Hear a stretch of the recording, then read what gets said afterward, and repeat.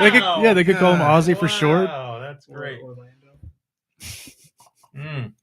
Or Mike. Mike Jones. Yeah. Yeah, the jokes write themselves. Alex. Oh my God. I have something to tell you after the podcast. Don't let me forget. Oh man, I'm definitely gonna forget. We just started. I'll remember. I am so excited for this movie night for you.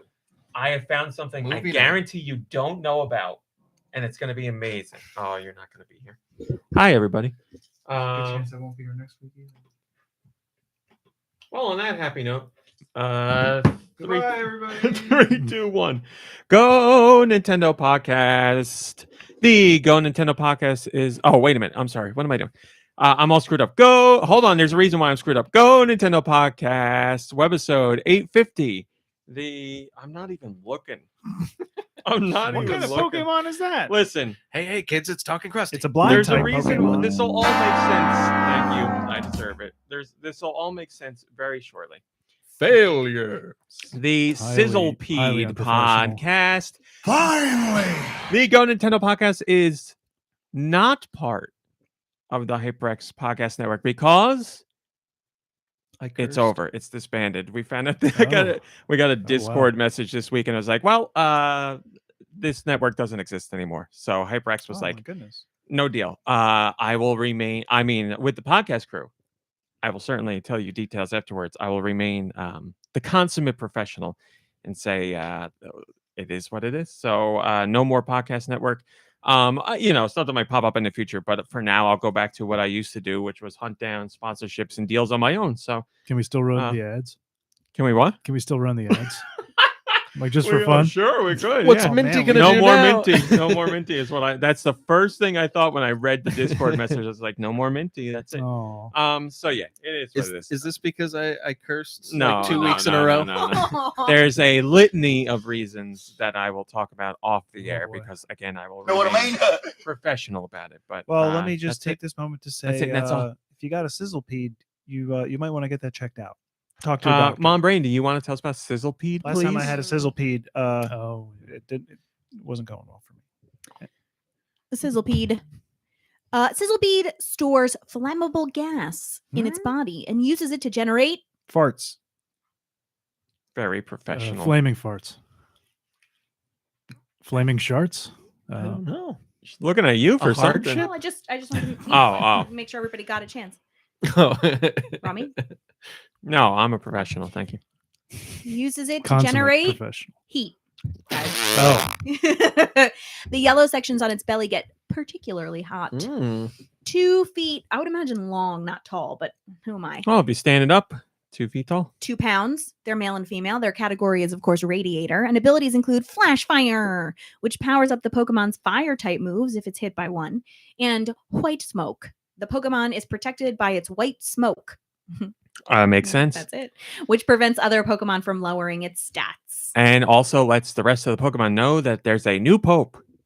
A new beautiful. Pokemon. We have gotten a new Pokemon. Here comes the white smoke. Here Thanks, Mom comes Brain. the Scarlet and Violet smoke. That's true. 2 different games. You need 2 different Pokemon for it. So. Thanks, Mom Brain. Mom Brain is here. I sure am. Kirby's here. Hey, everybody. Jew is here. Cuckoo. Nicky Hill is here. Keep them on their toes, Nicky Hill. I am here if you can hear me. I bumped you again this week, and that looked pretty It okay. was right to do it. I bumped you again. By the way, last week. Okay, well, there's a few things to talk about, all fun stuff, but let me get into the Discord first and say hello to the lovely Discord people. Hello, Super Blastex, Highway Tom, Kotori, Alternates, Liz, Anastasia, Beaverhausen, Giant Reggie, the Super Sanchez, Roth. Look at that beautiful Christmas tree in there.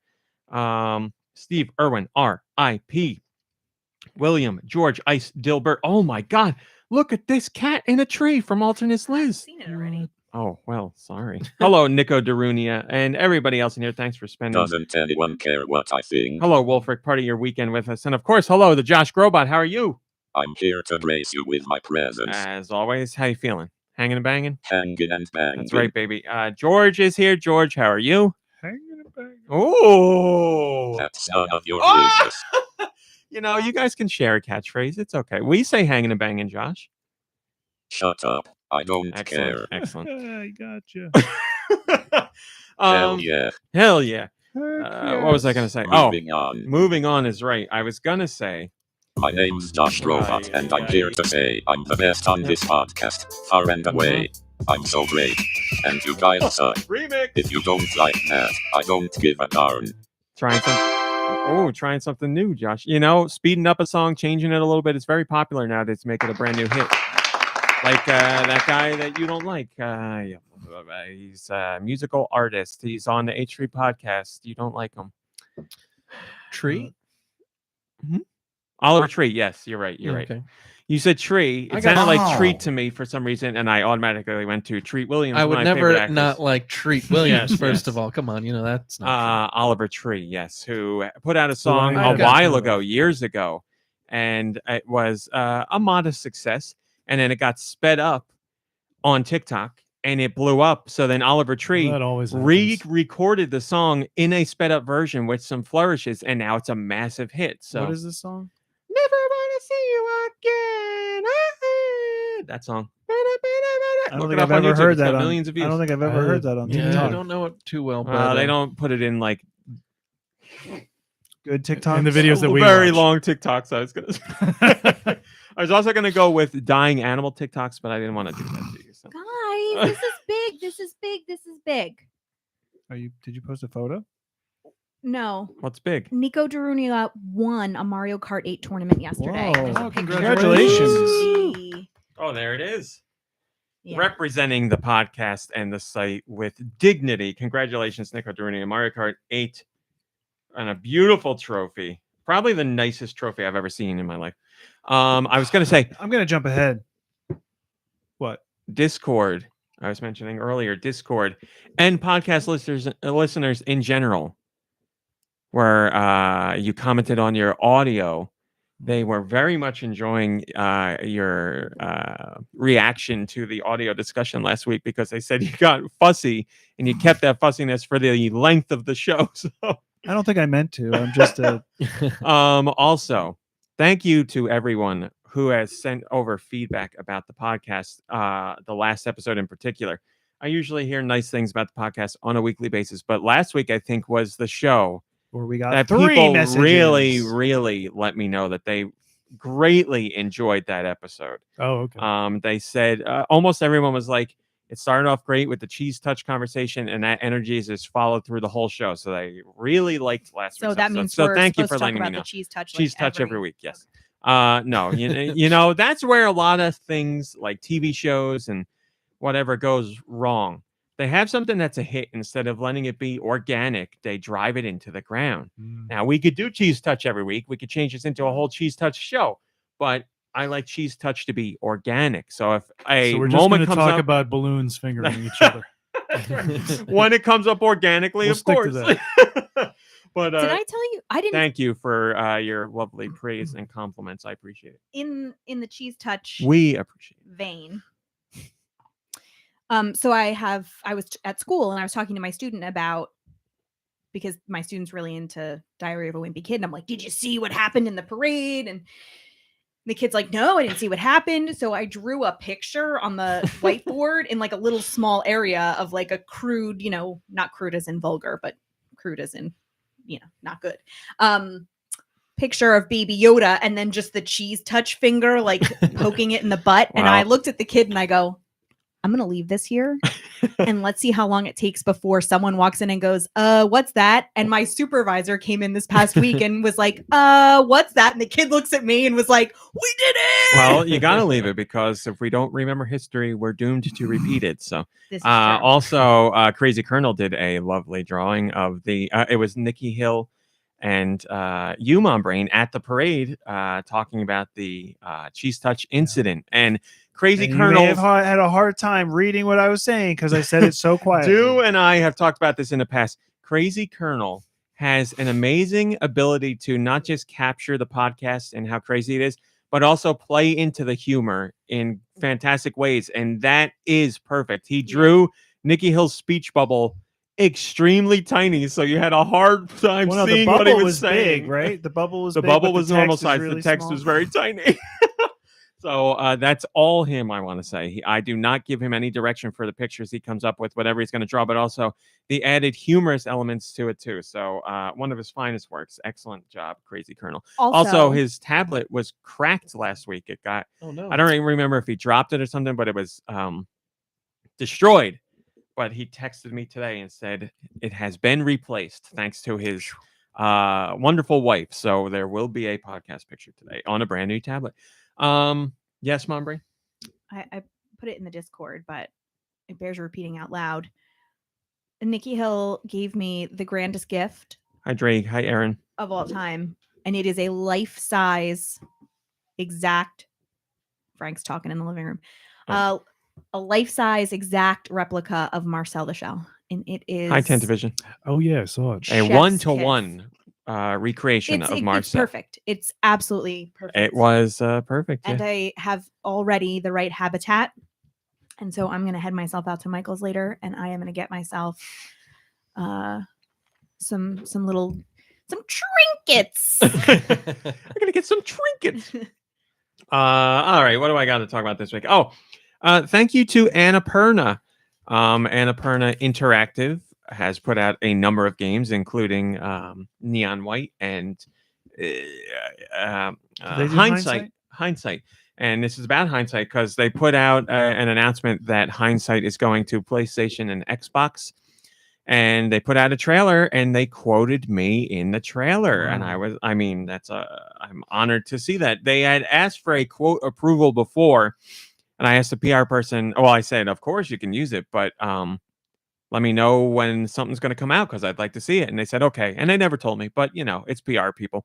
But I caught it on my own and I'm honored. So thank you very much. Did you say, was your review saying this Hindsight is 20 out of 20?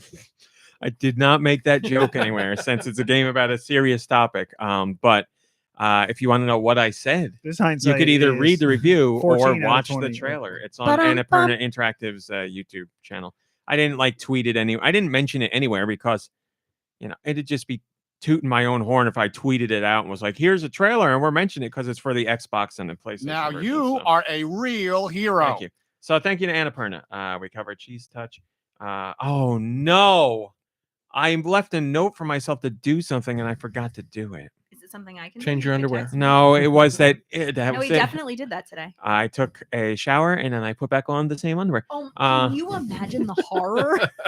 I have Your done that. body would know. Your body would know immediately. I have done that once by accident, and it was just a few weeks ago. Because when in our bathroom we have the little squatty potty stool, and I put my clothes there for when I get out of the shower, and I looked on the floor, and I don't know what happened, but all my clothes fell on the floor. So my dirty underwear was there with Panties. My dirty panties were there with the new panties, but they were almost the exact same design. And I was like, I think I know which one's the right one. And I you picked them do up and what I I went to think? put them on. I was like, these are not the right Did you one. do a taste test? That's what I did. Yeah. So I've been there. It's happened. And if you're wondering why weren't his clothes folded, it's because they're never. Mom brain folds them, but They're when in I a grab them, pile. I just put them in a ball and plop them down on the stool. So Yeah, it's really satisfying. I have a hard time doing that. Why am I going to fold my clothes and put them away if I'm only going to be taking them back out and putting them back on? There are people who don't fold their clothes. I mean, but my problem is that my bedroom with my dressers and everything is upstairs, and everything else happens downstairs. Yeah. and, yeah. Yeah, I mean, we have the same thing. Yeah. I just don't change upstairs. I'm gonna. I forgot to do the indie Really? score thing. Is So what I wait, forgot. when you're home, We all forgot. if I know no one's here and no one's coming over, I mean, I'll change upstairs, but walk naked from the bathroom upstairs and then get dressed up there. Josh, got anything to say about that? I just don't do that. I don't want to be here. Oh, not what I was looking for. And you'd really have to be some supreme sort of pervert. Baby, lock the door and turn the I was lights hoping down for a hell yeah. So you gotta thread the needle to see me through the windows that I have. You gotta be in a perfect spot. So I never no one is ever gonna about be in that. that spot. But I just don't walk around my house naked. I Well, I mean, I'm almost always just It's in more about panties. the steps too. I don't want to go. Like if I'm gonna go up there to sleep, I'm gonna go up there to sleep.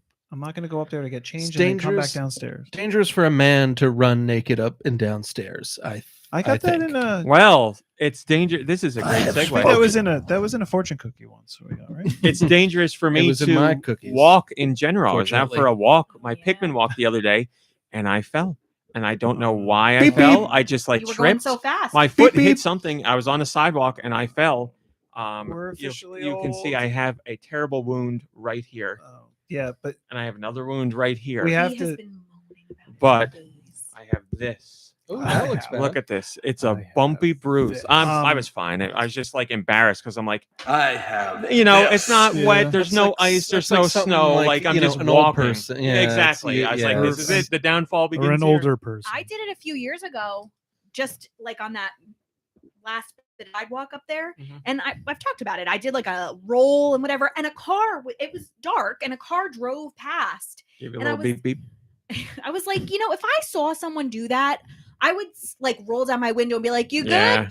Like, I'm not, I know Yeah. it's embarrassing or whatever, but I also am not going to watch someone bite it and then Yes, just you laugh leave when them you there. drive away. Yeah, what if, but at the what if time they you really stop. got hurt? It was so like, I was like, it hurt like heck. Thank God I was wearing gloves. They shredded. Like, I don't yeah. go down like. Well, I'm that's what doing I said. gently, but- Luckily, when I fell, like I can't possibly really cut anything other than my hands because I'm wearing 18 layers of clothing. So like I had, 4 shirts on, no joke. So I fell and I was fine. But Joke. I'm fine.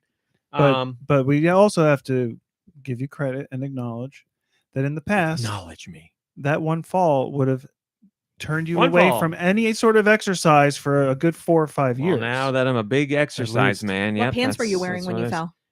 I'm gonna wear them. I wore them all No this week pants. afterwards, so they're fine. It's those sweatpants, those green sweatpants. You don't think they're cursed now? No, it's just walking in general is cursed. So it's something I've Wearing you long, have the treadmill wearing still, long right? pants outside. No, I mean now I'm just a frail man, so I'm Yeah. cold all the time, and Aw. I'm like I can't explain to you how sad I am because the other day I was looking online. I'm like, well, guess I'm gonna have to buy pants to wear because I'm that cold all the time, and I'm gonna have to start buying. I was What a like, now I'm freak. gonna buy sweaters and stuff. Can't you get like thermal I'm bathing suits or disgusted with something? myself, huh?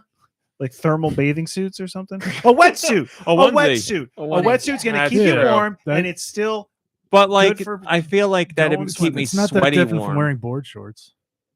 I feel like I'd be sweaty warm in that though. I mean, probably because it's Yeah. not you're not supposed to wear that around. Yeah. But we like I can- said, I just wear 2 we probably robes. will that's cut it. out a hole for your your bathroom business, Oh, and yes. that'll probably be a good breather. Well, I'm willing to try anything. Why don't you just get like those long pajamas with the Butt flap? yeah? Like a union Do they suit? make those Yeah. that are Oh, like yeah, very yeah. warm? I guess if they're Yeah. flannel, but I hate the idea a of nice flannel. wool one? Think about how Yeah, itchy they that make would 'em- be. Yeah, Oh, see, I still have listen, mine. I lived my life the way I did because I hated all that stuff. Now I'm cold and I need it, and I still hate it. So it's very frustrating to me. That indie score thing, please forgive me. I don't remember who sent that question last week. I meant to like text the group chat that we have for the podcast and be like, do your indie score quiz, because I said last week we would do it, and I myself forgot as well. So we will do it next week. I'm so sorry. I I think I did. apologize. I might have part of it. Well, we need all of it. Well, no, what I was going to do. Yes, Tent Division. There was Okay, a story fine. where I fell in the mud, which is what Nicky Hill and everybody else was talking about, where I said they were cursed, and I cut the pants into shorts because I said they were cursed pants. But now now I eat like a bird and walk what- like what's a animal that walks like a lot? Penguin. Penguin. Eat like a bird and walk like a bird is what I'm saying. So yeah, I'm not happy about it. Hylian, is it Hylian or Hillian? I always say Brilliant. that. Early and Tom. Hylian Tom said too. It's like that time you fell at the gas station. That one in the same, yeah, Yeah. in the mud, yeah. And the people sat in their car and watched me and laughed, and I couldn't blame them because it was funny. All And then I right, cried. moving on. And then Maggie laughed. She's such a little trooper. we're so late in here already. Maybe I'll Here it just skip this stuff. Yeah, I have a couple games marked off, but the thing was, I wanted to go back and mark in a Yeah, different we color wanted. all of the games that I started and never completed. We got to do like I wanted to be a segment on the show. I wanted to be like our finalized list, so we could do that next week. I don't want to just like touch on it. Fine. Well, I was going to do something that made me I mean, I upset could and do it something now that 'cause made I'm me not gonna pay happy, attention. but Oh. I'm going to do something that makes me happy because we're having fun here. I don't want to complain this week. The power of the dark side. I was going to talk about SmackDown. Because last week was the Survivor Series, but it was the very first ever War Games Survivor Series. Now, if you're a real WWE fan like myself, you've already seen War Games matches because you watch NXT. Mom Brain, this was your first War Games match. Yes. By the way, first War Games match on the main roster. For Survivor Series ever. Main roster, it's got to be single digits, and it was decades ago if they did it. But Mom Brain, your first War Games matches, what did you think? 10 out of 10. They were great. Phenomenal. War Yeah. Games, for those who don't know, are it's 2 rings side by side covered in a giant cage. So the wrestlers can go between the 2 rings, but they're all encapsulated in a cage. You can't escape the cage to win the match. And one wrestler goes in, or 2 wrestlers go in the beginning. It's 2 teams of 5. Wrestlers come in at intervals of I thought you were going to say 5 2 wrestlers minutes? go in, but only one comes out. One team gets an advantage, as in they will be the first team to add a second wrestler. So that means it'll be 2-on-1, and then it goes back and forth, obviously, until all 5 from each team are in there. Then the match officially begins. So you can't win a match until both teams are fully in the cage. So basically, someone has to be like, I'm going in there first, and I'm willing to get beat up for basically 30 minutes until the whole team's in there, and then you can win the match. But they do all kinds of crazy stuff. It's fantastic. Both matches were phenomenal. The women's match was phenomenal from a match standpoint. The men's match was phenomenal from a storytelling standpoint. I don't think I've ever seen a story in WWE that has been as well executed as this story right now. It's phenomenal. The story of the Bloodline and Sami Zayn being part of the Bloodline and him having to show that he showing his allegiance to the Bloodline. It's phenomenal. This story. So the Bloodline, I'm not going to go into all the details, but the Bloodline are the bad guys, and you're supposed to hate them. And I do hate them, but they have one guy in them who's not blood related. So he's having to prove himself to be part of the family. And this storyline is so good that it makes you appreciate the bad guys. And I usually never feel that way. But this storyline, it's got me so conflicted in the best way possible, because you're like, I really want this family unit to exist, but this family unit is doing horrible things to everybody else Family. in WWE universe, and it's just fantastic. Wow. They got George R.R. Martin to write their scripts. It's Nice. well, listen, Vince is out, Triple H is in. Triple H has a passion for like continuity and stories and multi-layered stuff, and he works with a whole team and listens to the people. The difference in the WWE products and Triple Did H, your voice just crack? I'm gonna cry. It's like I that can tell you're wrestling guy. excited. It's still real to me, damn it. The difference is night and day. It's phenomenal. It's unbelievable, and to show just how much better the content is and how much more people are appreciating it. This Survivor Series was the most watched Survivor Series in the company's history, and it's been going on for 20 years. Survivor Series, I think, but this year's Survivor Series alone, viewership went up 50% compared to last year. Listen, if you've never watched wrestling, I know I've talked about this before. Now's the time to give it a shot, especially because we're leading into the Royal Rumble, which is in January 20th. So it's great stuff. Very excited. That Very was a passionate really about great all that. story. Thanks, Josh. I know you're being an asshole, but it's okay. Maybe this will Sure, whatever. open the doors for Succession to get another chance, and for like the mean characters out there to get another chance from RMC. Well, listen, there's good guys in WWE. I watched the whole first season of Succession. There's nobody good. Yeah, but okay, I see what you mean. But you were saying that you almost appreciate the bad guys in this. I So do. I was thinking one step closer to appreciating See, bad like guys. their overall outcome is they are still bad, but the opening of the family, the blood family, to a newcomer and like embracing him, and he used this match to really prove himself, and there's one member on the bad team who is really against this other guy joining.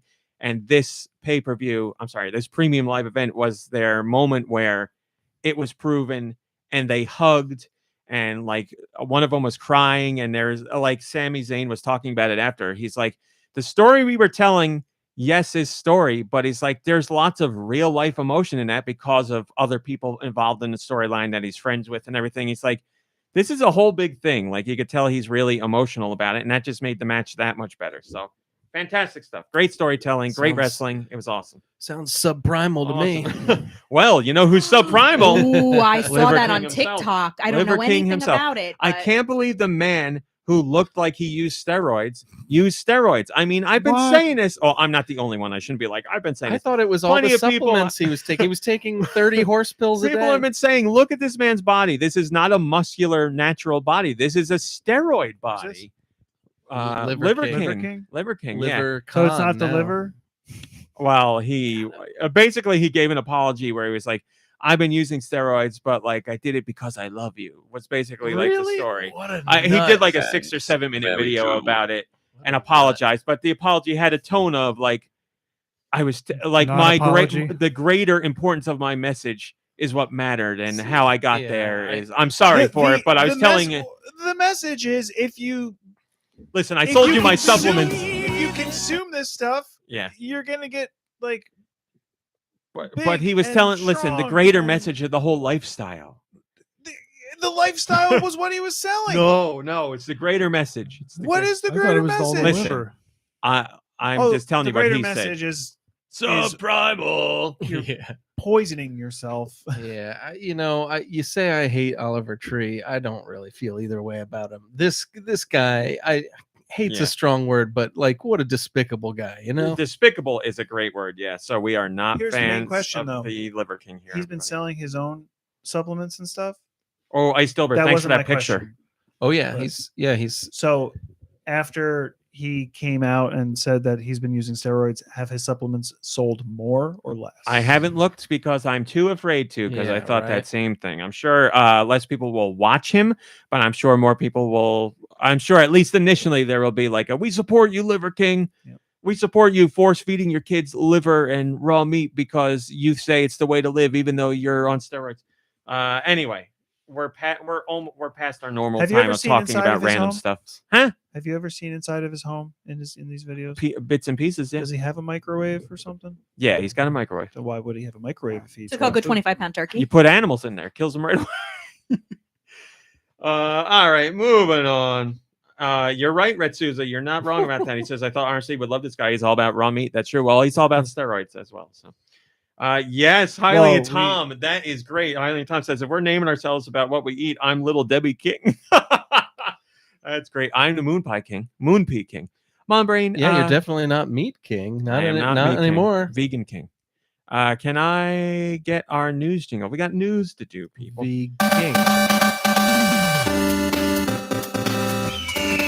I was looking for you to sing. You don't have to, you're not like my dance puppet or anything. I just thought you were going to do it.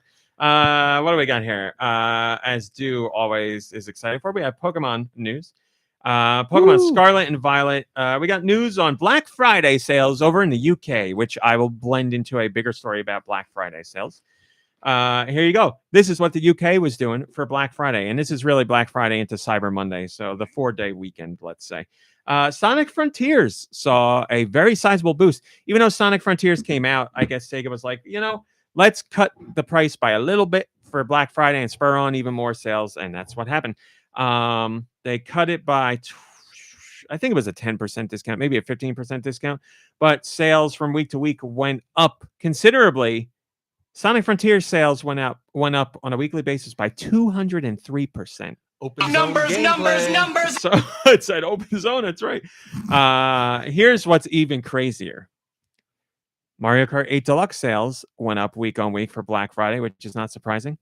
But they went up more than Sonic Frontiers. The new game couldn't beat out Mario Kart 8 Deluxe, which has been out for 5 years. Mario Kart 8 Deluxe sales went up 226% on Black Friday, week to week. The other thing that's really crazy is everyone always thought that Sonic was so fast because he had a raw diet and a really well balanced diet. He's been on steroids this whole time. No! He's been juicing. He's been juicing. You know. Next time you get a good review, tell me. The signs were there. He's eating a lot of food that is not indicative of someone who. Well, I guess if you're running a lot, you would burn off the chili dogs. But yeah, I guess it's. He's not very muscular for someone who uses steroids, but I don't know. I guess there's ins and outs to it. I don't know. We haven't seen what his feet look like. They might be really muscular inside those shoes. Put those grippers away. Can you imagine his feet? The internet Have, like, a has six-pack in many each. ways, and it's horrifying. Oh, God. That'd be A amazing. 6-pack on his feet. Yeah, like Oh their man! little Look at those 27s or washboard something. feet. Like, it's- That's that's where all the muscle would need to That's be. right. That's right. That's why I never. I mean, it take was No shoes steroids off. on his It'd be feet in his only. thighs, I guess. Right? That's There's- true. Thighs is Or his- I mean, That's funny. Really juiced up thighs. FIFA 23 sales went up 95% week on week. Switch. This is crazy. This is really crazy. This is crazy. This is crazy. Switch game sales went up in general. Nintendo Switch Sports saw a 138% increase week on week. Animal Crossing New Horizon went up 85% week on week. And listen to this: The Legend of Zelda: Breath of the Wild went up 426% week on week. There was In an Europe Amazon or bundle in in the UK? UK. Wow. did specifically, people but think that was They the don't new even one? like Zelda. UK does? The UK does, huh? Did they think it was the new one? There's a bundle that people couldn't resist. So, and I'm sure some of those people thought it was the new game. Yeah. Pokemon Scarlet and Violet went up as well, 64%. Hold on. The reason it Oh, no, sold that's a so lie. I many lied. is because they were selling them bundled. So you probably, for like every one that you buy, you got 4 Breath of the Wilds bundled together. That's what people want. Stocking stuffers, right? Just give them to everybody. I mean, obviously, it's going to sell 420 something % more. Pokemon Scarlet and Violet sales went down, which is to be expected because the only other week we have is the launch week. So they were down 64% compared to launch week. And that's in line with all other Pokemon games as far as week to week, launch week to second week. So there you go. Shillelagh says, so the general takeaway is if you show some generosity for Black Friday, your game sales increase. If you don't, you don't. Yeah, that's what it looks like. There you go. If you make a Looks discount around Black Friday, then people jump on those Black Friday deals. We had other Black Friday news that I should just, lump into this story. We have the UK information on hardware sales for Black Friday. And son of a bitch, the Switch managed to beat out every other system again. You have new consoles out there. Xbox Series X and S. And the Xbox Series S had a phenomenal Black Friday deal. It's equivalent to like $200, whatever it was. Like, it was a great deal. And still, more people bought the Unbelievable. Switch. The Switch accounted for 42% of all Black Friday hardware sales in the UK. And as you might suspect, people went for that Mario Kart 8 Deluxe bundle. That's why Nintendo keeps trotting it out every year, because people see that bundle and they can't resist it. Trot it out, baby. And remember, that's only slightly discounted. Like, what is it? Like the equivalent of $300. So you're getting a game roughly for nothing, I guess you would say. But At if no you're going additional Xbox cost. Series S, that's right.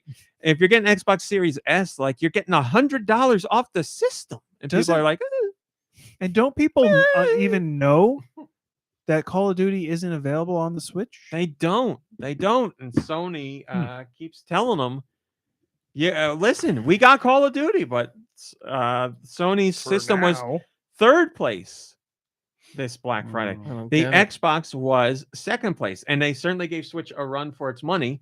Xbox sales were accounted for 40% of Black Friday. So very good. Definitely very good. Neck and neck with Switch. But it's just crazy. Switch 5 years in can still eke out a victory over the Xbox when they have such an unbelievable deal. So do the math. That means Sony with the PS5 accounted for 18% of hardware sales. UK is Sony territory, but Sony wasn't offering a Black Friday deal. So people are like, what are you They didn't doing? have a bundle. No bundle, no special deal on the hardware. That I'm was sure there their were deals mistake. on games in general. People are like, I don't want to save 20% on Spider-Man and then pay $600 for the PS5. So they went for the Xbox Series S at $200. That's the way to go, can't man. beat That's that. crazy. Yeah, the Xbox Can't Series beat it. S is a phenomenal deal in general. throw in Game Pass. Like, it's great. It's the best deal in gaming, I would say. As far as bang for your buck, because you're paying $60 a year for Game Pass, Xbox Series S, which is gonna get every X game. That's like the savings there are undeniable. So I'm sorry. What? This is a little late. I'm a little late to the What party. is the What S? is the difference between the X and the S? the X and the S, so the S is the weaker of the two, but Sorry, say it one more time. the So- Xbox Series S is the S. weaker of the two. Okay. So when you're playing a game like Somerville, the frame rate will be terrible. See on that the S versus the X. the X, because it has more raw hard power, the rawest of the raw.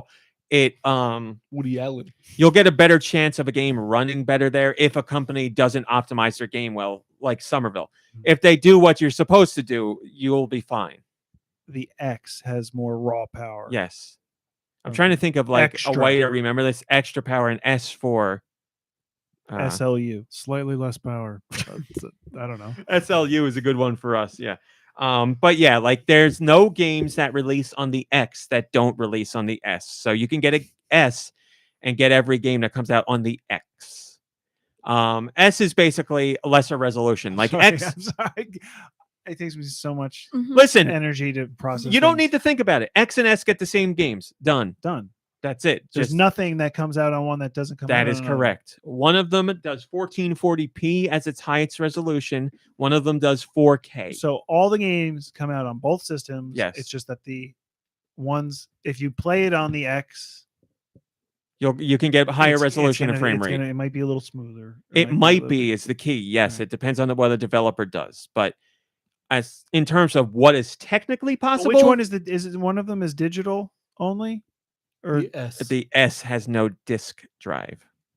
I've heard rumblings of Xbox potentially releasing an adapter that will allow you to do discs, or doing some sort of program where you could buy a disc and use the code to redeem a digital version, because some people just I like to wish have a that physical option. happens more. But that would be like getting 2 copies of the game. So there'd have to be something done there. 2 copies. So yeah, Xbox Series X and S are the same in terms of game library. Mhm. 100% the same. Crazy. So there you go. Switch number 1. Shillelagh says, I'm surprised there was no good deals for Switch. But then again, I don't remember any great deals for the competition either. But the big reason is that the Switch is freely available when PS5 is sold out everywhere. The PS5 is still difficult to find, obviously more so during the holiday season, but it's not like it was. Like, I do a weekly check to see if it's in stock at retailers, and every week I have found it to buy. So it's there. It sells out. Do I have 2 buy? But it's not like it was. It's not as bad as it was. Again, things might get worse during the holiday season because more people are buying, but it's not like it was. You can you have a chance of finding them now, especially if you call your local Best Buy or Walmart or Target. You got a chance. So you're saying there's a chance. But what do you even play? What do you even play? What that do you play? that Well, you listen. can't play on the PlayStation. Yeah, I was 4? gonna say, if you're just like, what do you play? There's a great library of titles there, but it's the same library that's on PS4. If you're talking about what's exclusive on PS5, what do you play? Very slim pickings there. Extremely slim. Also, just talk a side note here, and it's not really a side note because it's about video games. The Callisto protocol. I keep saying that. I don't know why I say Callisto. I guess I'm supposed to say Callisto. The Callisto protocol came out, and it got, okay reviews, decent reviews, but everybody's like, can't believe this game didn't kill it. And I'm like, does nobody pay attention to these games when they're coming out? They just see like the hype trailer in the beginning, and they're like, this is going to be game of the year. And then it comes out, and everybody's like, this game sucks. Like, it's made by the team that did Dead Space, and it's pretty much exactly like Dead Space. Like, I don't know what people were expecting. You're getting Dead Space from a different company, so I don't know why everybody's surprised. I'm not saying the game's bad, but the reviews were very much like, no, I It's have Dead Space no from a interest different in it. company, but by the people who made Dead Space. Yeah, the people that left, the people that were involved with Dead Space are no longer at EA. So So what they was that, stepped away Redwood? to do. Oh Jesus, I don't know. Yeah, Redwood, I think, has been gone forever. But now. are they the ones that did Dead Space originally? I don't want to say. I don't remember. That Like- sounds right, actually. And there was so much promise in that, and then And they drove it into the ground because it's EA. No, but like the actual company too. Even like just they don't have that one game that carries them or whatever. Then I guess they just like It's the EA way. It's They almost, I shouldn't disband say or it's the EA way. It's the slip company away? way. EA has a hit. not just They tell EA, that though. developer, let's keep doing that game over and over. Then they get rid of the developer. They're like, "Ugh, it's not working out." Oh, So, that might so everybody expects when a game comes out and people really like it, if EA buys that company, then they're like, well, that's the end. Now the quality is going to go down and they're going to get rid of the company. So Well, they only made like 4 games in that series. They Dead didn't really... Space 1, 2, 3, but they all came out in very close succession to one another. Oh, that's true. Close and there Succession, was then there the was the spin-off, the on-rails fourth one, which I liked the on-rails one because it was something different. and I mean it made sense for the system. The third one was like, this is like a shell of what Dead Space used to be. Yeah, I've already told the story about how I like played the trailer. I didn't even, or I'm sorry, I played the demo. I didn't even finish it. Like the moment like the space zombies start like you got scared. shooting at you with machine guns, I Yeah, was like, yeah. I don't think I'm in. It's like, so talking about Dead Space, it's like Resident Evil 4 to Resident Evil 6. So you play 4 and you're like, yeah, fantastic. Then you get to 6 and you're like, what the hell happened here? What's going on? But at least Capcom, Oh wait, it was like a co-op game too, right? Dead Space 3? Space 3, right? I Or don't something? remember, was it? Okay. But at least Capcom has a sense to be like, okay, we'll do this routine. Great game. Go back to the well for a second time and people buy it. Then the third time we push it too far. And then we're like, okay, reset. So that's what they, I can respect it. You get a hit, second one out, you're like, people are going to buy this one a lot. Then third one, you're like, let's try for one more. And then they do a reboot. So fine. I respect it. So what's the deal with this Calypso protocol? It's Dead Space.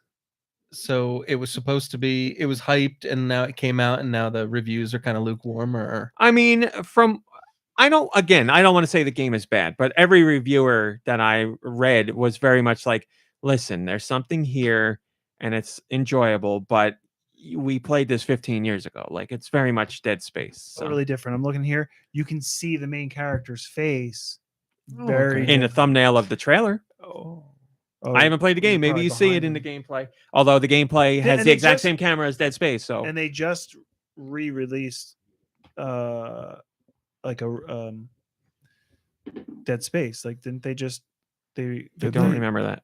they're they're redoing, going they're to. remaking it. I think. Oh, they didn't yet. Yes, they They're are remaking it. They're it. not just what is Yeah, because EA's like, oh, people want Dead Space. Well, we have Dead Space. So instead of making a new one, we could remake the one that everybody loves. And then guess what's going to happen after that? Oh wow. No A one's gonna remake remember of the the original. second one. Oh, you see, Yeah, yeah, it they've looks been like taking maybe the notes from life meter is Capcom. across the back of the neck, not up the spine. Yeah. Totally different. different. Listen, from a developer standpoint, I get the frustration of not being able to make the kind of Dead Space you want and having to make the Dead Space EA wants and in their time frame.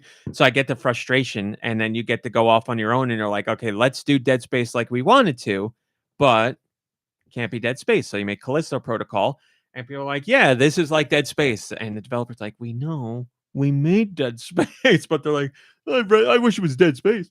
So you're not interested to see what the developers are doing now that they're off on their own, like No. doing that? Yeah.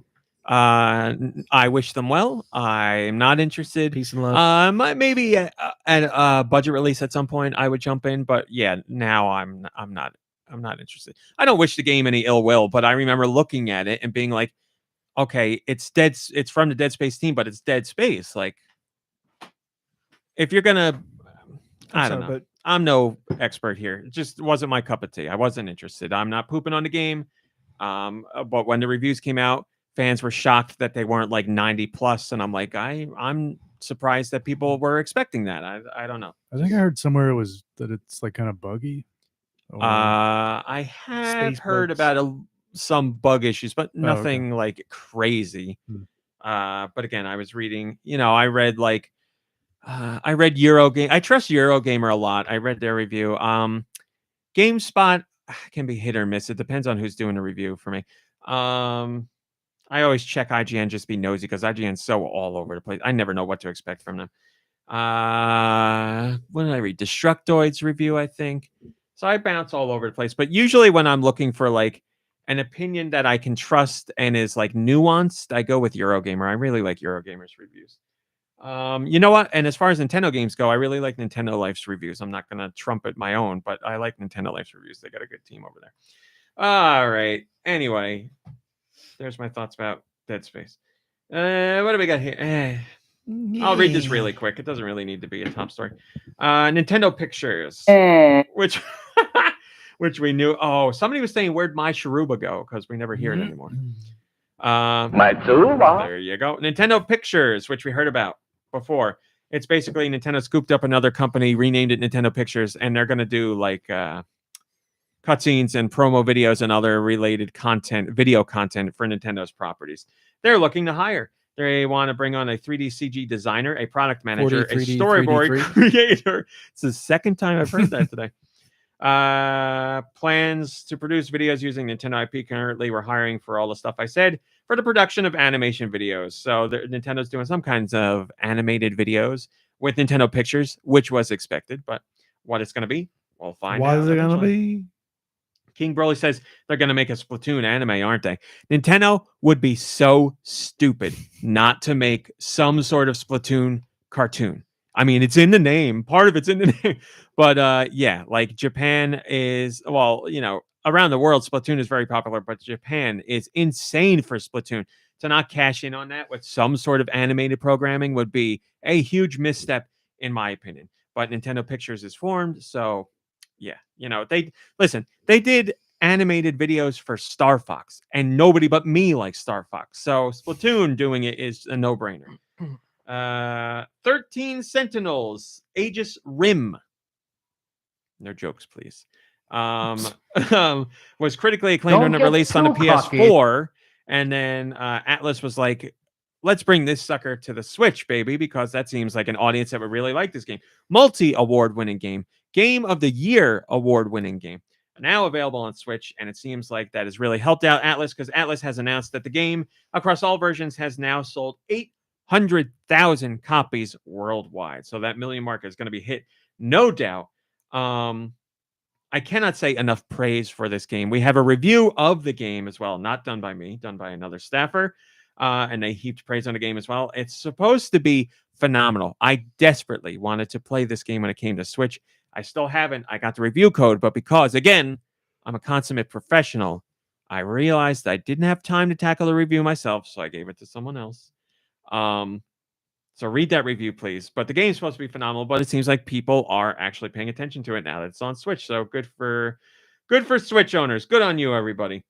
Conan Giga says that's less than I expected. Kind of said it's not. Unfortunately, it's not less than I expected, because the usually critically lauded and a commercial success very rarely go together unless it's a AAA title. So your Mario's, your Uncharted's, your, I don't know, Call of Duty's. Sure, I've heard of them. Well, that makes me want to throw up saying that there. Call of Duty is very much a AAA game in terms of budget and publisher quality. Oh, I don't play them. Oh, Nice. you tell me. Don't play them. Don't care to play them. I mean, I played Call of Duty back in the day. We all did. Unfortunately, I specifically bought the Kevin Spacey Call of Duty just to play the story, because I was interested in the story. I liked that game. But yeah, I'm not interested in the multiplayer there. I feel so bad for the team that works on the single player for Call of Duty, because you're like, no, like, you work so hard on this stuff and nobody's playing. Like, reviewers will play it, but nobody that buys the game is playing it. Not nobody, but let's say, 20 million people buy Call of Duty. Like, what do you think? Less than 1 million are playing a single player, right? It's got to be less than 1 You million. don't think that at least half of them would play through the single player once? No, they're jumping Really? right into online. Yeah. Yeah.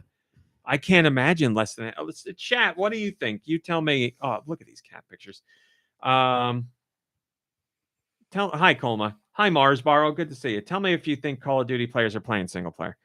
I'm sorry. I'm so distracted that I want to pop into the chat more and I don't get there. I'll go back, I promise.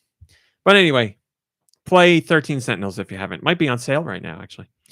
Speaking of games that nobody plays, F-Zero.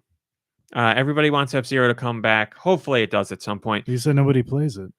Well, now because it's been so long, people Oh. want it to come back. Did You Know Gaming did a feature on F-Zero, including projects that were canceled or never released. And we got to hear about one of them that was being potentially released or being developed in mind with the Switch. So this comes from Giles Goddard, who you might know as one of the main guys who worked on Star Fox, the Star Fox franchise, Argonaut back in the day. No way! That's right. I don't believe it. And has had a good working relationship with Nintendo over the years. Apparently, his team was working on an idea that they wanted to be F-Zero. They had a prototype with ultra-realistic physics. And these realistic physics were going to be the new focus point of the game. So this would create like vehicle pileups and all kinds of craziness on the F-Zero tracks, because you might know in F-Zero, when you hit an enemy, you just kind of bounce off them, and there's no real there's no physics other than that, really. So this would add in vehicle physics and vehicle damage. So taking impact on your F-Zero vehicle would impact the jets. You'd have 4 jets on each vehicle. And if you got hit in certain jets more than others, then it impacts your ability to drive the vehicle. The prototype allowed for 16 online players and 16 AI players, which is a really cool idea. So you'd have the 32 racers, but half of them would be real and half of them would be AI.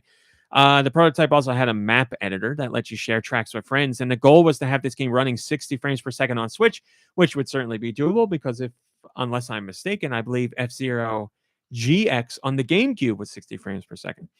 Unfortunately, Nintendo refused the pitch due to a lack of people on the team. And Giles Goddard was like, well, we were pitching it to you because we were hoping you would say yes, and then we could get more people on the team. So it was a catch-22. The team wanted more people, so they pitched to Nintendo, and Nintendo wanted more people for the pitch to come together. And there you go. So it just never happened. People. Kirby says, sounds like Nintendo gives Sounds like Nintendo gives 0 Fs about the F-Zero franchise. That was great. I can get At this point, I agree with that. Certainly seems like it, unfortunately, sadly. Falcon Punch. Falcon Gut Punch. Oh, that's good. Can't let you do that. We got a new Super Mario Brothers movie trailer this week. Deux saw it. I did see it. I saw it. Mom Brain saw it. I still haven't seen it. Oh my Kirby's not seen it. Nicky Hill, have you seen it? I did. I don't know if I've watched it with full volume. I was at work, so I had Standard. to watch Standard. it quietly. Excellent.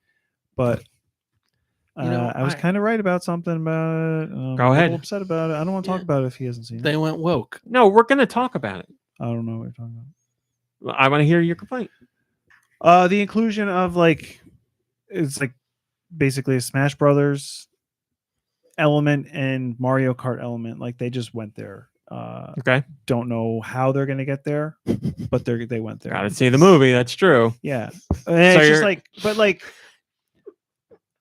I don't know. I don't know if it necessarily needs to be there, but they're just including it to cover all the bases. It seemed like. But. Do rebuttal. And I said that. I disagree. First of all, you ruined. I wanted to make a joke that they went woke, and I was like, "What's with the rainbows?" But you ruined it by saying the Mario Kart part, so I can't even make that joke anymore. Secondly, it's awesome that that's in there. Like, what the heck? It's all the Mario universe, I want it all. I want Paper Mario. I got a in problem there. I want with this Mario Yeah, movie. It's got too much Mario your stuff in it. criticism was that there's Mario stuff in it. Like that's what we No, want my- to see. We want to see less of Chris Pratt, It's and in we the want to see more way- Mario. It's in the way it's handled for me because that being in there, it's just they had a list of things and they're checking off boxes. And it's like, oh, we got to include this. Oh, we got to include this. All right. Well, do you And think it might be fair to be reserve about that the story. judgment until you see the movie to see how that stuff is worked in? Yeah, but when I saw it, I felt a little weird. You felt okay. All right. You felt weird. All right. I'm not going to harass it. You felt weird. Yeah. Okay. I had a boner. So I thought it was nice that all that stuff was included. I was like, yeah, you want it you want to see it all because that's everybody's like, oh, I hope they have da da da. I hope now look, they're if Birdo's in it, baby, they're not going to be able to cover everything, but you want to make sure they cover a lot. By including that, they can cover a lot of the other characters. Yeah, they you know? can. But So I what you're also- saying is you are worried that this Mario movie may be too much like, hey, here's Mario stuff instead of being focused on the story. Kind of. Do Okay. you think Well- it might be like Space Jam? or Forcing a something? story. Like if they force a good? story to include these things, like Again. what about a regular like Mario Odyssey? What about Mario Odyssey says like that storyline of that game includes, oh, I have to go into a kart race to beat Bowser or to save, you know. I just want to. All They right. also Two mentioned things. Galaxy Two and- things. and Galaxies. You're in the- talking about something you've experienced fully versus something you haven't seen yet. And also on top of that, Mario Kart is in one of the Mario games as well. So I just want to put those things out there. 3D World? 3D World, yes. And which way? I guess I didn't see that level yet. There's a whole like Mario Kart Like, level based in 3D The World. whole thing of Mario fighting, like getting through area. I mean, I don't know. There's a whole bunch of different things that make me. Well, that's what I'm question saying. things. Listen, you can have those reservations now, but you're saying It's I like- don't it want to almost see looks them like- shoehorned in. What do you Or- think happens in this movie? Because it almost looks to me like Mario has to go through some sort of training program, and he goes Yeah. into like Mario. What levels. happens is what I said would happen months ago. You've He's going much to be yet to regular learn. guy Mario in Brooklyn. I mean, you see him in the trailer looking at a leaky sink, and we see him in Brooklyn with Luigi, and they high five each other with their plumber truck behind them. He's going to get into the Mushroom Kingdom somehow, which is what we saw in the first trailer. He tumbles out there, and he's like, "What the f's going on?" But He then doesn't Peach is say that. like, "You need to fight Bowser." But then maybe there's some sort of prophecy Well, you where a need to hero's supposed to train. come and save the day. And he's like, I don't know how to be Mario. And so he goes through the training course. Yeah. And then he trains, and they're like, I don't know if this guy's ready. But then, it all comes together with the help of his friends, and he saves the day. Because I kind of got that feeling. It's a It feels like training course, yeah, because courses, it's right? got like dodgeballs instead of fireballs on that one And arm. he's getting Yeah. hit by it and stuff. So Yeah. it's like a weird. It just seems that stuff kind of just seems a little weird to me. He doesn't know how to be the hero. He's coming to the Mushroom Kingdom. Nobody He's never seen knows it how before. to be a hero because he's never. No one's ever done this before. I don't know. It's So weird. why is it weird that they're training him then? Peach is like, here's Bowser's army and what it's like. You better train for this. And you're like, you think that's weird. Because storytelling wise, like in the game or whatever, like you go to a world and this is the layout of the world. And in this, it's like, we already know the layouts of these places. Here's a training thing, Oh, I got this Lego set. We built it. This is what it looks like. We made a real big one. I don't know. I don't know. We've seen 2 minutes in a trailer. Like, I don't Yeah. know why. Well, the training course, listen, your other stuff, Mario Kart and all that, we got to see the movie to find out. I won't knock you on that point. I may disagree with that point, but I won't knock you on it because we don't know. Honestly, We got to see the the movie. The introduction training of- course, I get. The introduction, if that's how they introduce Donkey Kong, is like in that sort of Smash Brothers Arena. thing. I kind of appreciated that more than just the Mario Kart thing because it was including elements of like original Donkey Kong. Like thinking back, Donkey Kong didn't just come around because of Donkey Kong Country stuff. Donkey Kong has been tied to Mario since the very beginning. And they were enemies. So like that whole setup with that stage and like all the girders and stuff like that going up made sense to me in that way. I just was kind of concerned of like, let's just throw Mario Kart in there and we get all those characters tied in there somehow. You know what I mean? So Well, I don't know because we're gonna have to see the movie. So I understand your worry. I do not feel that worry, but we need to see the movie to see what happens. So if you see the movie and like they're just like, how are we gonna get to Bowser's Castle? Oh, I got carts in the basement. Woohoo! On the Rainbow Road. Then I'd be like, but I got to see how they explain it. I don't know. We'll find out together. That was where I was headed. I'm happy that stuff is there as long as it's not like crammed. The story isn't bent to it. that's what I mean. Yeah. Yeah. Also, let's look at it another way. Like, what do you want them to do? A Mario Kart movie and a Smash Brothers movie? Like, Well, there's I got- potential for that stuff down the line. yeah, if but this like, goes do we well. need a Mario Kart movie specifically when we can just do like a nice little nod in the Mario movie? I think that might be better. But again, we need to see how it's implemented.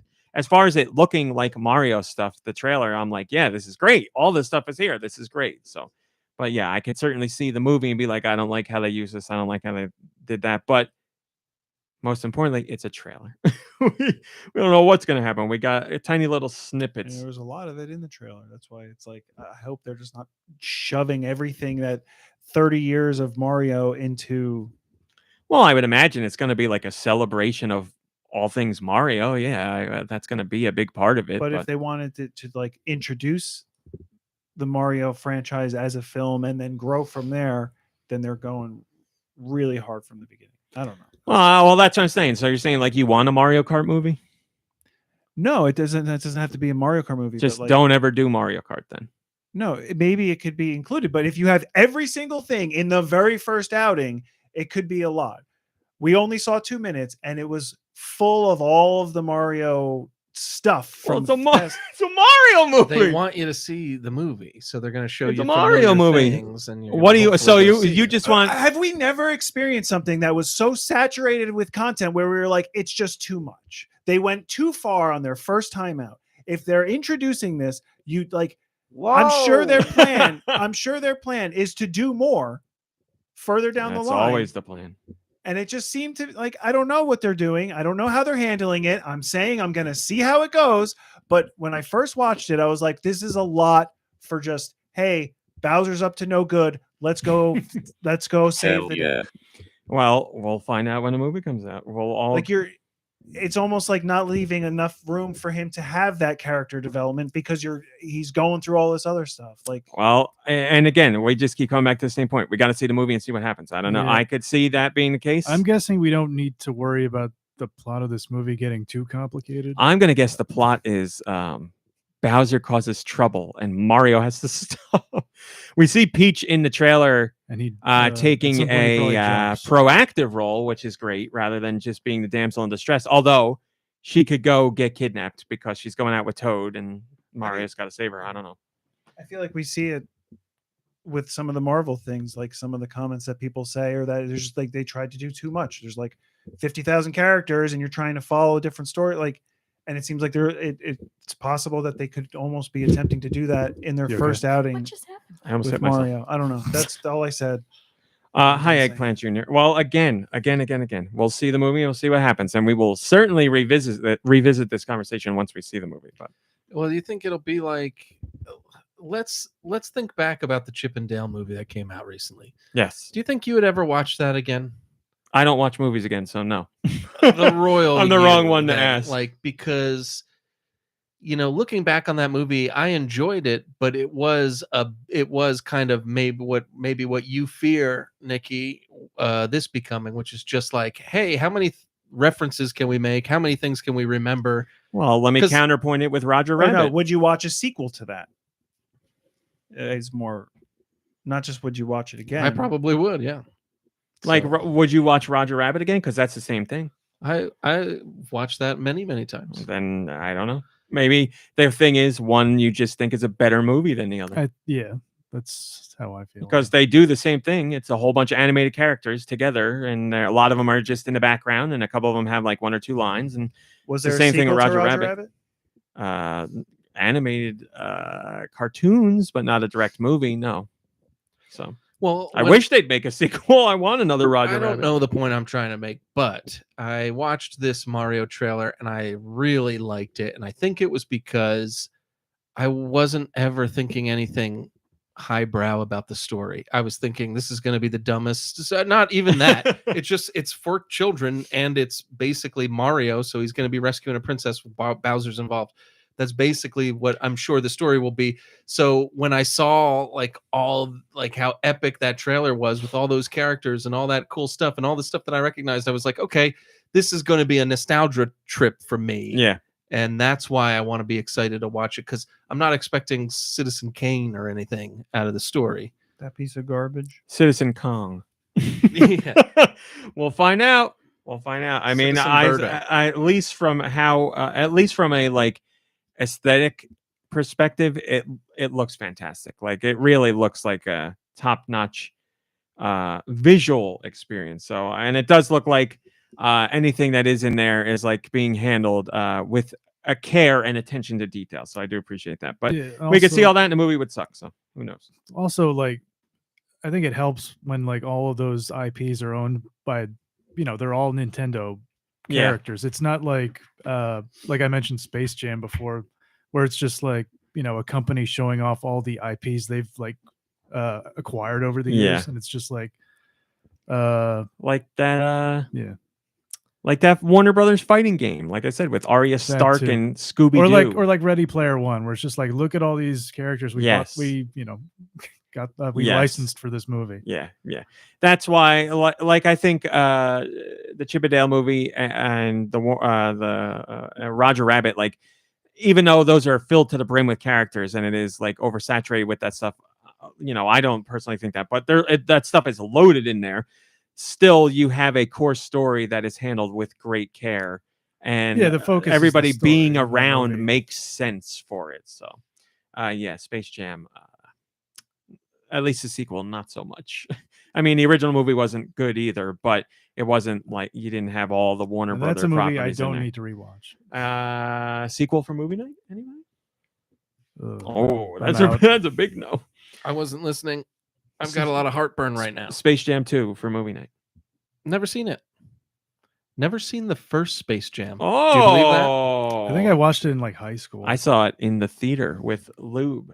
Wow. Oh, Yeah, and JTS, and we did not like it. Did not like it. It's not It's very good. disappointing. even back then. Even back then, I didn't think it was horrible, but left disappointed. How was Bugs? Sorry. He was fine. Him and Daffy are fine. They have a couple good scenes, but really, Does Bugs dress believe it up or like not, a lady rabbit? Michael Jordan is not a good actor. Really? What? But I he's know. he's like very competitive. You think he'd want to be the best He was actor. competing for worst actor. It's true. Okay. Also, worst baseball player. That's right. Moving on to non-movie related news. Smash Brothers. Boy, I got to be completely honest. This is a story that has blown You up must yet to the learn. internet. And personally, I just do not care because I don't follow the competitive scene for any games, even games I really appreciate. But I know people take this extremely seriously, and it's become Shut up. such I a don't talking care. point. So here we go, everybody. Smash Brothers. You know that Nintendo works with Panda, whatever that organization is called, to do official Smash Brothers tournaments. But there's also Smash World Tour, which is a yearly Smash Brothers event that has prize money and all that stuff.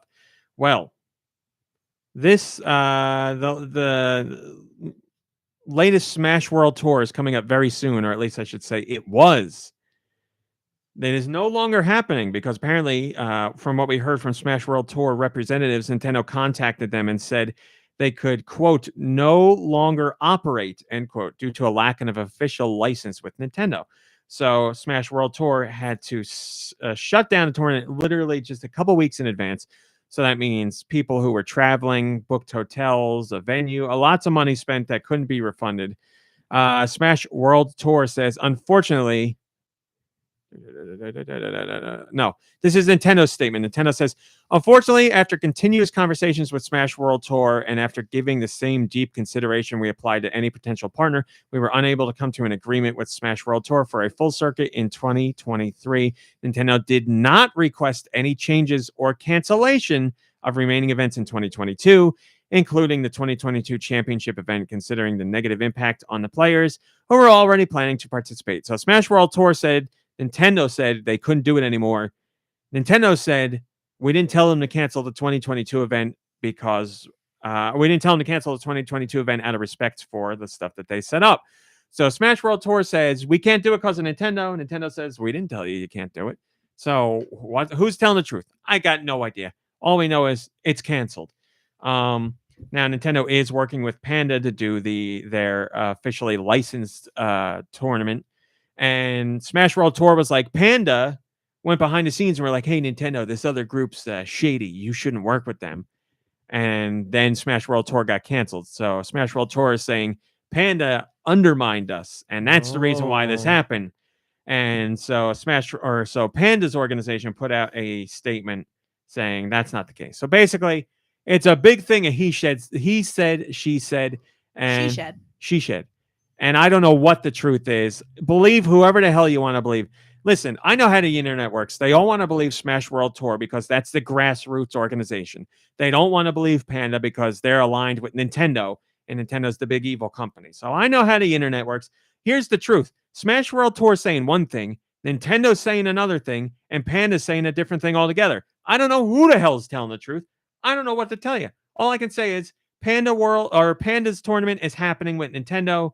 Smash World Tour is over.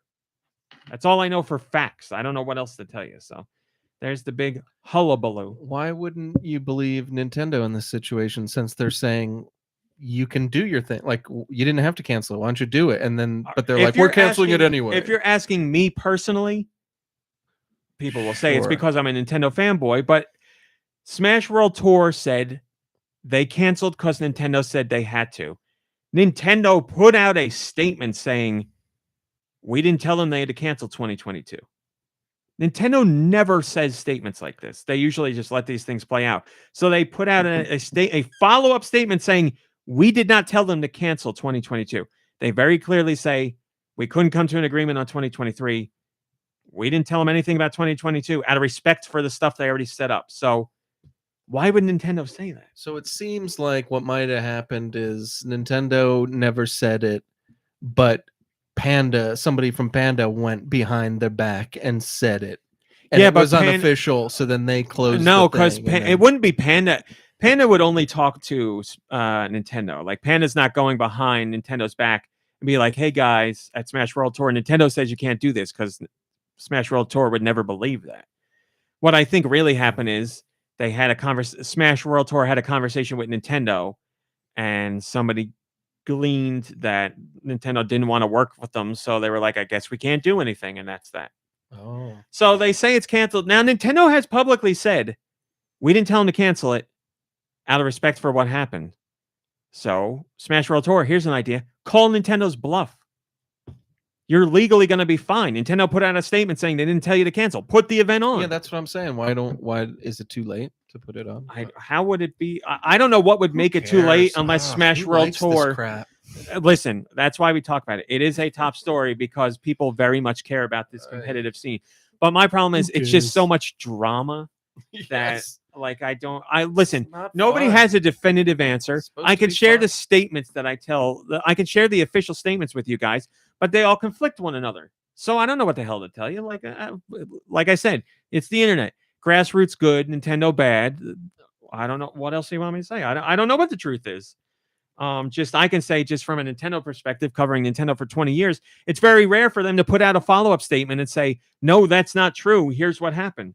Nintendo said Nintendo did not request any changes to or cancellation of remaining events in 2022, including the Championship Series. And Nintendo couldn't make it any more clear.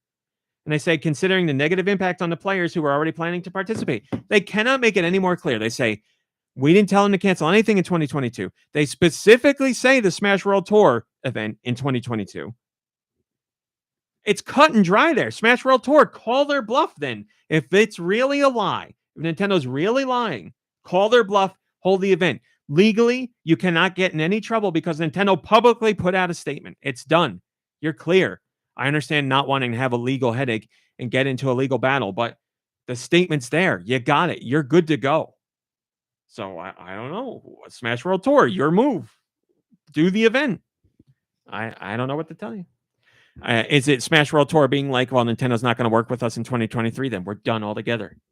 Maybe. I don't know. That's my own speculation. Nice. Take that. Read the statements, everybody. Make your own decisions. I can only give you the facts. The rest is up to you to decide. I got an idea. Get 3 of your friends. I thought you were going to say get bent. And play.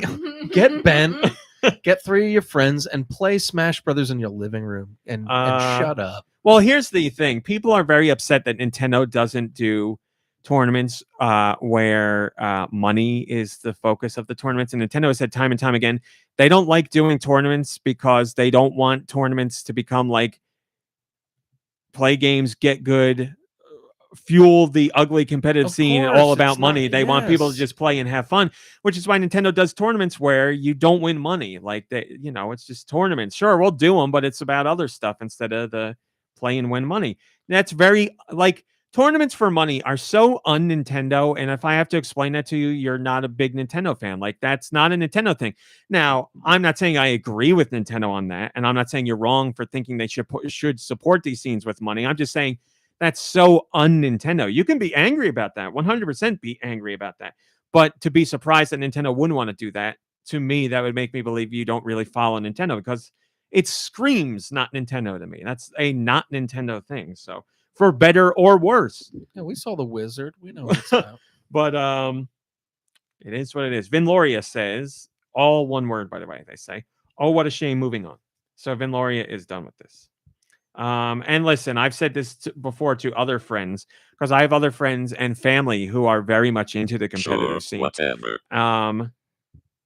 Nintendo doesn't want to get caught up in that side of things either because I got to be honest, the competitive scene, a large portion of it is very toxic and very unsafe. Let's just say unsafe as the word. And I don't want to get in. You know what I'm talking about.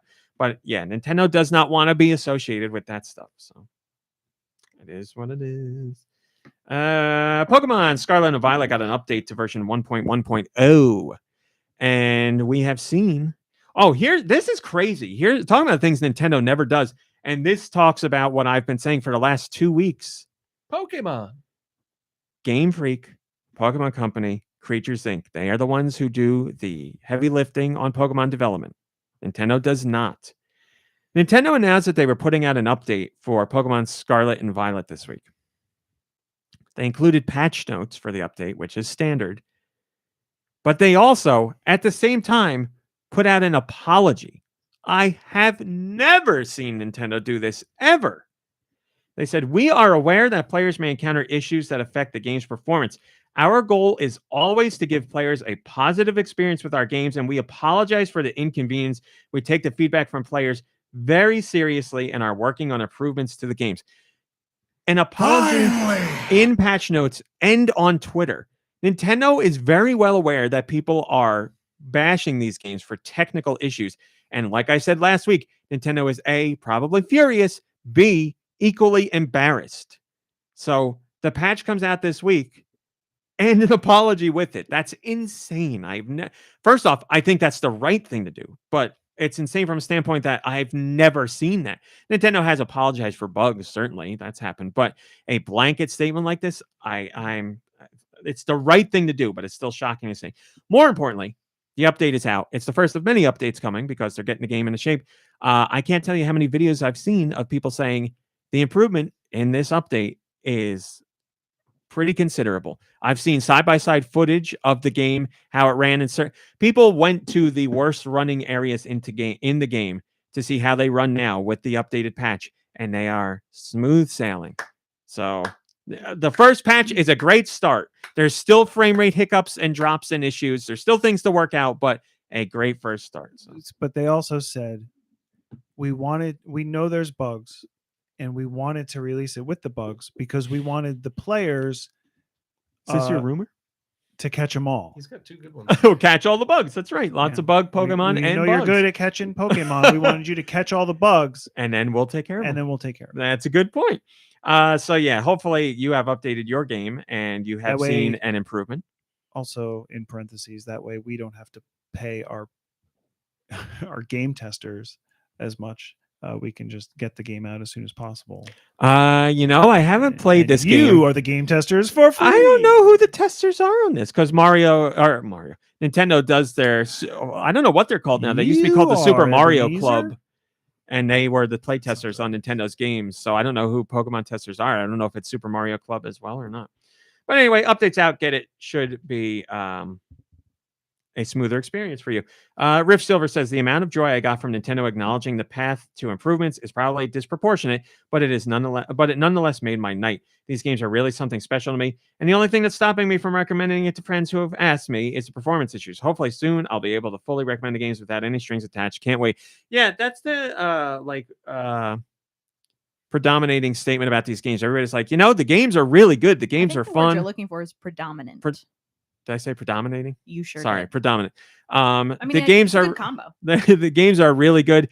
They're really fun. They do a lot of great new things for the Pokemon franchise. They push it forward, but they're buggy as hell. So you remove that from the equation, and then you got a really good game. So there you go. So yeah, positive first step. First patch out literally a week and a half after the games came out. That's what you want to see. Good momentum right now. So that's good. That's good. North America, what do we got this week? Let me tell you. We got Romancing Saga Minstrel Song Remastered. This is the 4th game in the Romancing Saga series remade. I've heard wonderful things about it. I've never played a Romancing Saga game, but now I could. Inscription, the award-winning Inscription has come to Switch from our friends at Devolver Digital. Check that one out. Looks really interesting. It's story-based and card-based, and it's got a really cool look to it. Check it out. Arcade Archives Galaxian is available. Astronite, a Metroidvania. 1-bit means, very chunky graphics and black and white. That's it. My alley. I don't know if it'll be up your alley, but check that out. Bot Gaiden. No, it's Gaiden. I'm sorry. Car puzzle for toddlers and kids. Cyborg Invasion Shooter 3, Savior of the World. Very good. Donut Dodo, which is basically Donkey Kong, but new. Yes. Did you download this week? Elevator Action? No, it was no, I didn't. Thought for sure you'd jump on that one right away. Come on, man. So it's $15. Yeah, it's 10% off for the release, but like it doesn't look all, like if it were on Games Pass or something, I'd play it, but like it really doesn't look that great. And Elevator Action is not great. I know. And Elevator Action you've never played also includes the original Elevator Action, $15, and you're no bite. I don't know, man. No pen, no sign. I don't know. It seems it didn't look great. I watched the trailer. It didn't look all that great. Okay.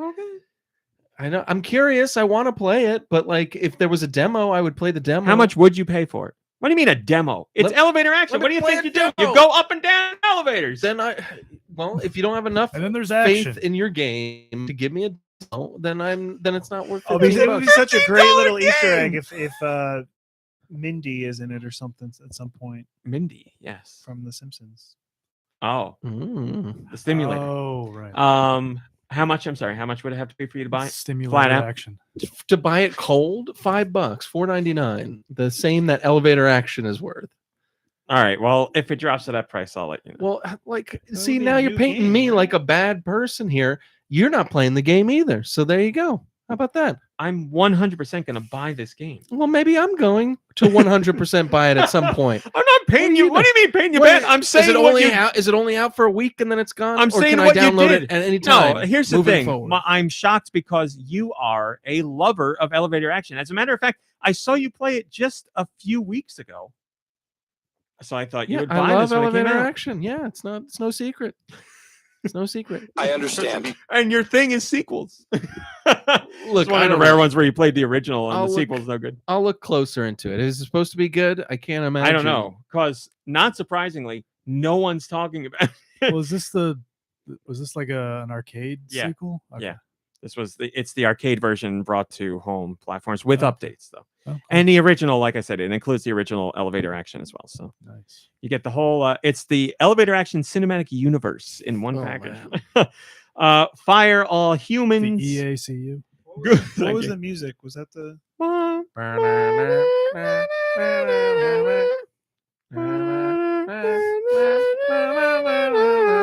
Right. Skip ahead a little bit.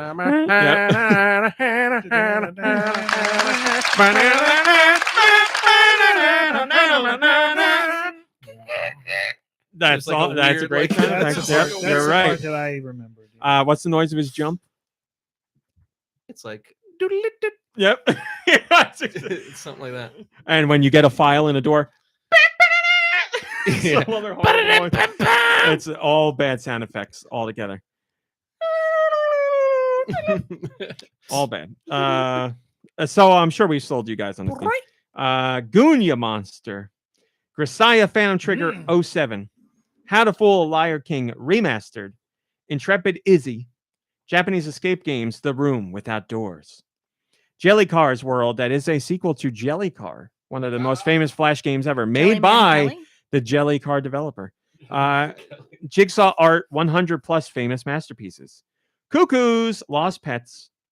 Little Kong Jungle Fun Deluxe Edition. Lover Pretend. This week, North America gets Mega Land 11. My Universe, My Baby Dragon. Kirby, New Joe and Mac, Caveman Ninja. Papatura. Wait, is it just like a remastered version of the original game? I think or- it's more than that. I think Okay. it's more than that. Planet Quiz Bundle complete. Railbound. Reasoning of Courage 1, 2, 3. Sakura Succubus 6. Sausage Bundle Till the Last Drop of Ketchup. Simon, the memory game. Cyrilum Ultimate. Super Kiwi 64, a new 3D platformer, very much in the style of Banjo-Kazooie or Super Mario 64. It's new and it's called 64. It is brand new, yes. Brand new. don't It's know if I like it's that. very much a love letter to the 64 era of platformers. Super Lone Survivor. Sword of the Vagrant. Looks interesting, that one. Sword Ship, which looks pretty cool. It's a ship game. What do? You don't shoot. You absorb shots. You're supposed to absorb shots to enhance your ship, something like that. Oh. All I know is for sure is you don't shoot. The Outbound Ghost, which was the game that is heavily inspired by Paper Mario. So if you like OBG. classic Paper Mario, check out the Paper Ghost. Or I'm sorry, the Outbound Ghost. The Rumblefish 2. Chogs. Tomimi. Nope, that's a lie. Tomomi. Didn't get any better. Tomomi. Warp Drive. Witch on the Holy Night. And finally, Work from Home. Kerbo says, is Fire All Humans a game from Elon Musk? Ooh, topical. Mr. Musk. Josh, do you have something for us? What are the next you know Mr. European Musk will be masterpieces? returning. Let's find out with Nicky's sweet releases. I am the world's best singer. Oh, okay. Thank you, Josh. Kind of quiet. Yeah, it's awfully quiet. Oh. 2 weeks in a row where you forgot to do Europe. this. Thank you, everyone. Europe had some games coming out this week. The week of December 1st. Can you believe we made it year of our Lord. to December, the year of our Lord 2022? Unbelievable. These games are the games that are coming to Europe. All territories in Europe, right? Is that what we're saying? Yeah, you're in the right. re- in the Nothing this region? week that is inappropriate for a region. Arcade Archives, Tetris, The Grand Master. The Grand... Astronite, Donut Donut Dodo, not Donut Doo-Doo, but we've all been there. Elevator Action returns S Tribute. Dude, I think you might be interested in this game. You're not interested? I thought you'd be really excited. It's Elevator Action. I You thought love this was Elevator Action. Europe. Shouldn't it be Lift Action? Oh, Got him. yeah, they don't even know what that is over there. Front Mission First remake. Always. You know, You I always gotta- go on the front mission first. Right, wipe front mission to back. I gotta give Forever Entertainment some credit here. Okay. So this game came out this week, published by Forever Entertainment. They tweeted everybody's reviews and did a little snippet of each review, including the reviews that were not favorable. I give them a lot of credit because usually almost never you get that. So they did everybody's reviews. There's positive reviews, there's negative reviews, and they gave you a little taste of each one of them on Twitter. Good for Forever Entertainment. They get a round of golf applause from me. I like seeing that. So good for them. So it's not a good game.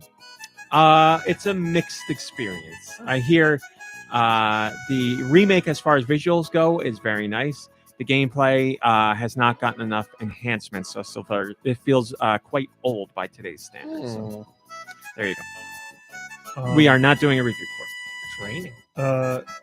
Grisaya Phantom Trigger OT7. it. Ooh, very nice. Inscription. You had something to say about it, but I don't. Devolver remember what it Digital was. card game. Interesting That's story. one Devolver Digital game I probably won't be getting, but I do support and appreciate Devolver Digital. Peace and love. One of the good ones. Japanese escape games, The Room Without Doors. Good luck getting out of that one. Maybe it has windows. Yeah, I'll take the window. I was gonna say. Quick Quick game, very quick game. Jelly Car Worlds. Lover Pretend. That's a game I play often. Nice. Megalon 11. Not to be confused with Mega Man 11. Or Mega Said that. New Joe and Mac. Caveman Ninja. New Joe and Mac. The kids can call you Hoju. Oh boy, New Joe and Mac and Cheese Touch. Papatura? Papa It's Wheelie? about paper. Papatura. I mean, I Papa don't know Giorgio. what that word means, if that word means something, but I like it. Railbound, which looking at this thumbnail up here looks charming, but don't know anything about that. Romancing Saga Minstrel Song Remastered. Soccer Story. That's real popular these days with the old Cup of the World. Thought this was Europe, isn't it? Football. Oh, Got him again. man. Got him again. Wow! Incredible! Super Planet Life. Sword of the Vagrant. What do they call vagrants in Europe? Vagabonds. What did you say? Vagrants? Gypsy. Sword of the Vagrant. The Cube. The Night Witch. The Cube is a game show, by the way. We had it here for a little bit. I don't know if it got canceled or not. It was new. It was you and like a partner inside a big glass cube. Crystal Cube or something. Crystal No, Cube. that's the Crystal Maze. The Oh, cube that's is a what I big was cube thinking where of. you have to. It's basically Minute to Win It, but now you're in a cube. But in a That's cube. what it is. Okay. Okay. The Night Witch. Anything to say about that? No, not familiar. The Outbound Ghost. I said my part on that one. What was that? Paper Mario inspired. Oh yeah. Tomimi? No, sorry, Tomami. Very good. Very good. Tomomi. Dormammu? Tomoma. Dormammu, yes. Tomomimi. Until the last Tomomimi. plane. Come to bargain. Very good. Very good. I feel like I was in the movie. Warp Drive. It wasn't that great of a movie, was it? And Work From Home. It's a game. Any comments? There's a lot of comments on this one. Top comment comes from, or maybe it's not the top comment, but the first one there. It's Karibo. My favorite one, so that's the one I'll read. The Night Witch looks Oh, pretty Night good. Witch. I am familiar with it. Let's now give you remember. Karibo their moment here. Nice art style too. Thank you. The Night Witch is a Metroidvania, but it's like it's a I don't want to call it bullet hell because it's not that challenging, but a bullet hell-esque A bullet Metroidvania. heck. So you Bullet like heck, fly, I like it. you fly around the stages, You but it's a played? Metroidvania. No, I watched the Oh. trailer and I was interested. Yeah, I just forgot that was the name Who's of it. interested in that? It throws me off because it's night KN, not nighttime. So when I see the Night Yeah, it Witch, would. and then I don't. The two don't go together in my Yeah. head. The trailer and the name, but Mm. it Help looks, if you are a the- witch if though. there was a K I in was front of gonna the ask. W too. Do you fly around on like a Night broom? Witch. The Knight Quitch. You do fly on a broom, yes. Oh, okay. It looks cool. Yeah, if you like Metroidvanias that are trying something new, check Mm. out the trailer No, for that. I one. Nope. I like old tired ones. Okay, I got him. High fiving over being Full Yeah. disclosure. I Being just, you I- guys, I being just you guys. stretched my God. arms. Stop myself. Not myself. Yeah, stop yourself, will you? Jeez. I did, So much I did. drama this show. Drama. This looks like Professor Layton.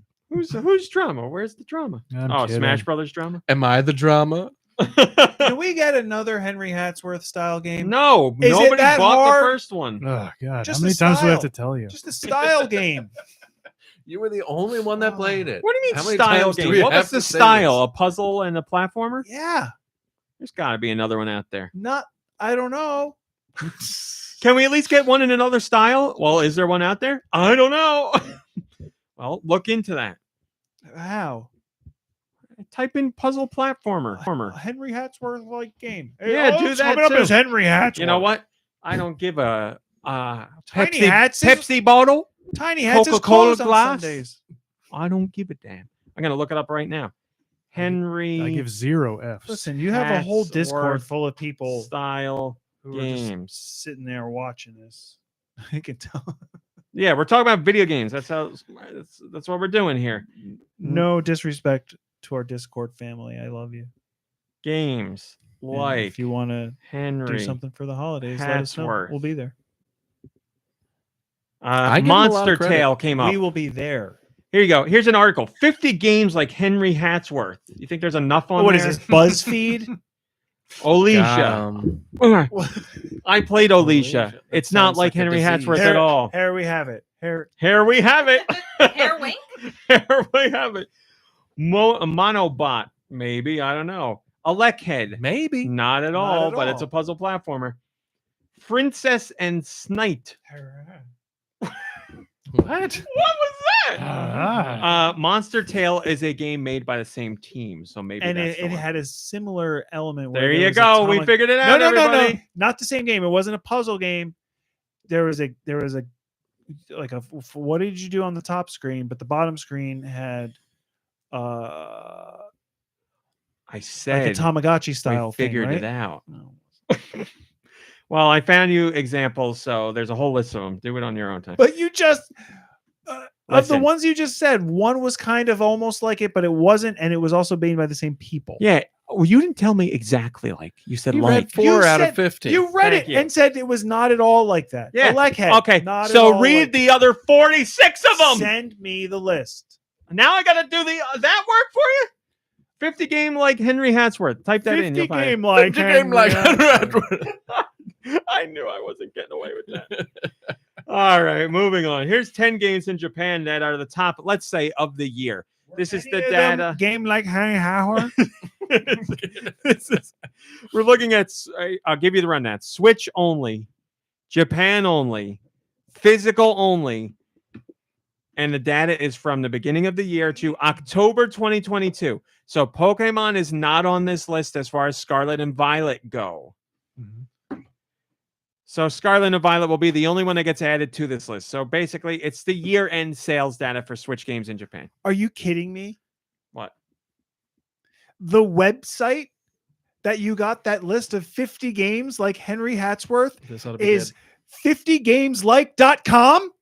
Well, there you go. Oh, that's so then they know their What do you business. mean? Are you kidding me? Then they're the It source probably to go just to. auto-populates to a bunch of stuff. Or somebody gave you is- what you wanted in no offense to less the than people who 5 work at minutes, 50 and you're games still like complaining Dante. about it. Why don't you try reading the games? See if there's any good recommendations in there. While you're doing Creeps. that, and you do it quietly, No. we will be doing the rest of the show. On the other side of the room. I'm looking for guesses here. Japan, top 10, Switch only, all year. Minecraft. Yes, number 6. Great guess. Animal Crossing. Oh man, I was gonna say Oh, sorry. Yes, number 10. Great guess. Splatoon. Yes, number 1. Great guess. Nice. What are we talking Would about? you like to guess, Nikki? I don't know what I'm guessing. Okay, then you're out. Get back to your list. Mario Kart 8. Mario Kart 8, number 5. Very good. We will Nice. stop this game when someone gets it wrong, Call of and you Duty. can't play.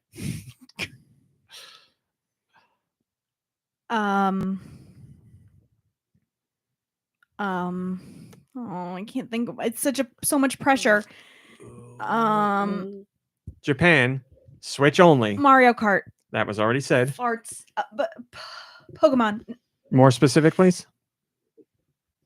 Whatever the last one was called. Battle. I'll take it. Arceus. There you go. That's the one. Pokemon Legends Arceus. Yes. Switch Sports. Nintendo Switch Sports. And yes, that's number 4. You guys haven't missed one Oh, yet. really? You got 1, you got 2. You don't have 3. You definitely know 3. You got 4, you got 5, you got 6. You don't have 7, you know 7. You don't Seems have like a 8, lot. you know 8. You don't have 9, you know 9. You don't, and you have 10. That made things You harder. definitely know 3. Did we do Ring Fit Adventure? Ring Fit Adventure is number 7. Very good. Wow. Can you guys get a full top 10? My God. You without getting any wrong. You definitely know 3. Yeah, you do. So I probably own it. No, I don't own it. Okay, then. It's your only hint, but you definitely know it. Probably because I don't You like might. it. It's probably like something I give crap. I said no to. more hints. Oh, okay. Oh, okay. I won't give a hint either then. Oh And there are other games on this list, so if you want to continue to guess, you can. You know these games, by the way. Definitely. Wait a minute. Are you guys... You're missing number Smash 3? Brothers is on there? Smash Brothers is number 8. You Is guys are Zelda on there literally... somewhere? Hold on. You guys are literally missing only one more game. Oh my And it's the one you definitely know. But I don't own. You According don't to own your it. Yes. Is it Monster Hunter? Is that your guess? No, it's not. I mean, your unless guess. you guys have Yeah, something else. That's a pretty good I guess. feel it. Guess is Monster Hunter? Sure. You were so close to getting it right. Is it Xenoblade Chronicles? No, it's Kirby and the Forgotten No! Realms. I was going to say that, Jesus. but that's never been on the list, so I was like, they don't care about that game anymore, but I guess they do. What do you, it's It's number 3 on the last list. time we talked about this game. Every other time, it's never on the What list. did we Hasn't been on say? the list in What months, did we but say what do last you time we mean? talked about this game? What We did said it Toad is get now here? the best-selling. Pretty good, right? We literally said Take it's the that, Keegan-Michael best-selling Kirby P. game of all time. No Kirby game has outsold this one.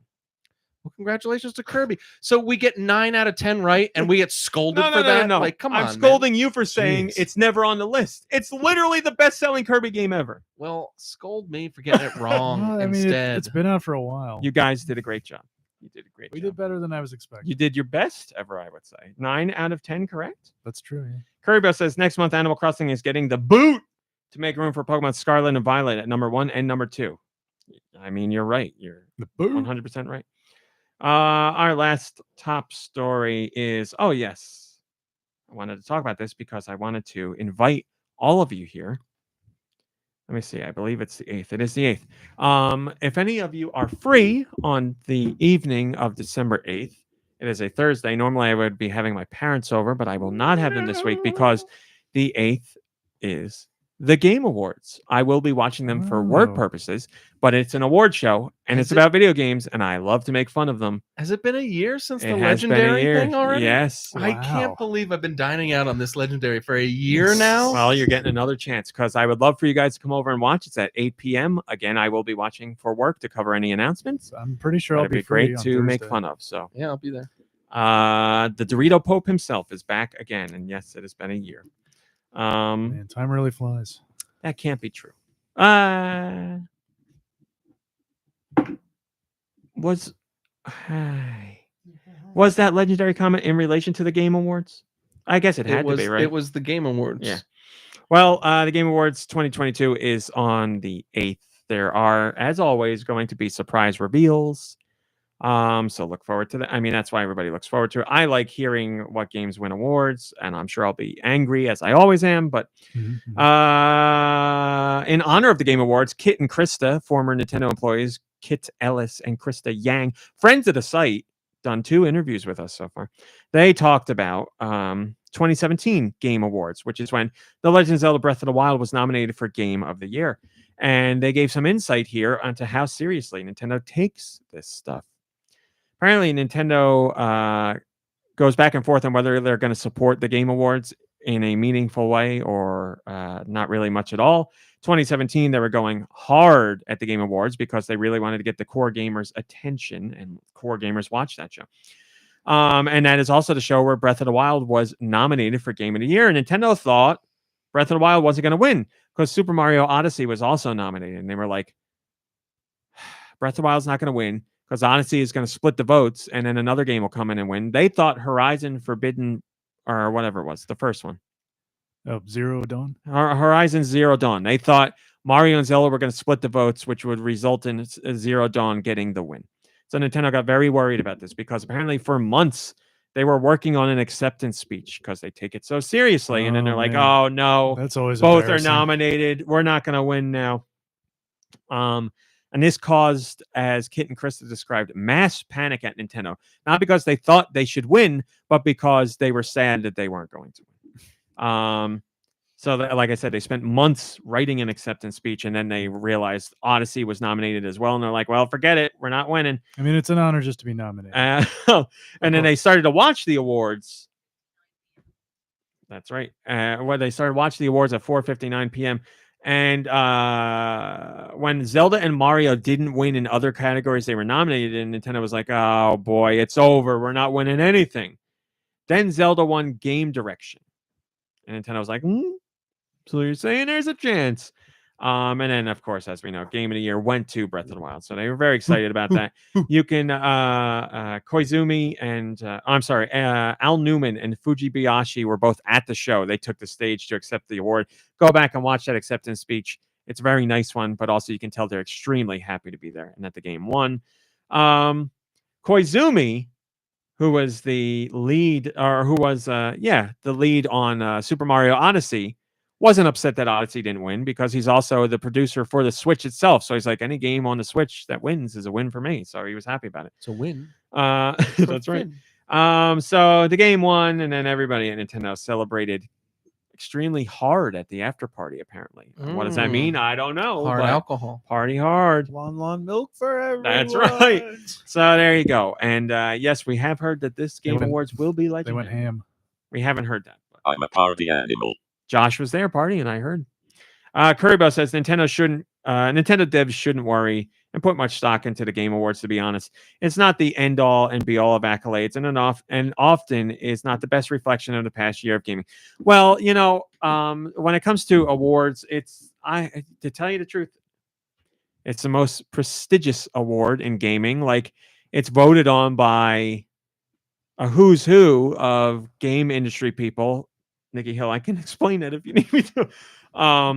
So it's like a whole bunch of outlets and important press people, and then important people in the actual industry of gaming. So, they tally those votes. There are ones that are voted on by fans as well. But yeah, I mean, you're getting praise from your fellow developers and gaming press, and you get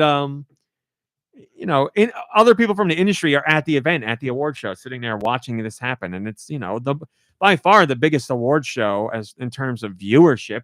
I mean, to be completely honest, the Game Awards blows away the Emmys and the Oscars in terms of viewership. Like, it's not even close. It's like a 10-1 number last year. Like, way more people are watching this than the Emmys or the Oscars. So, take it seriously.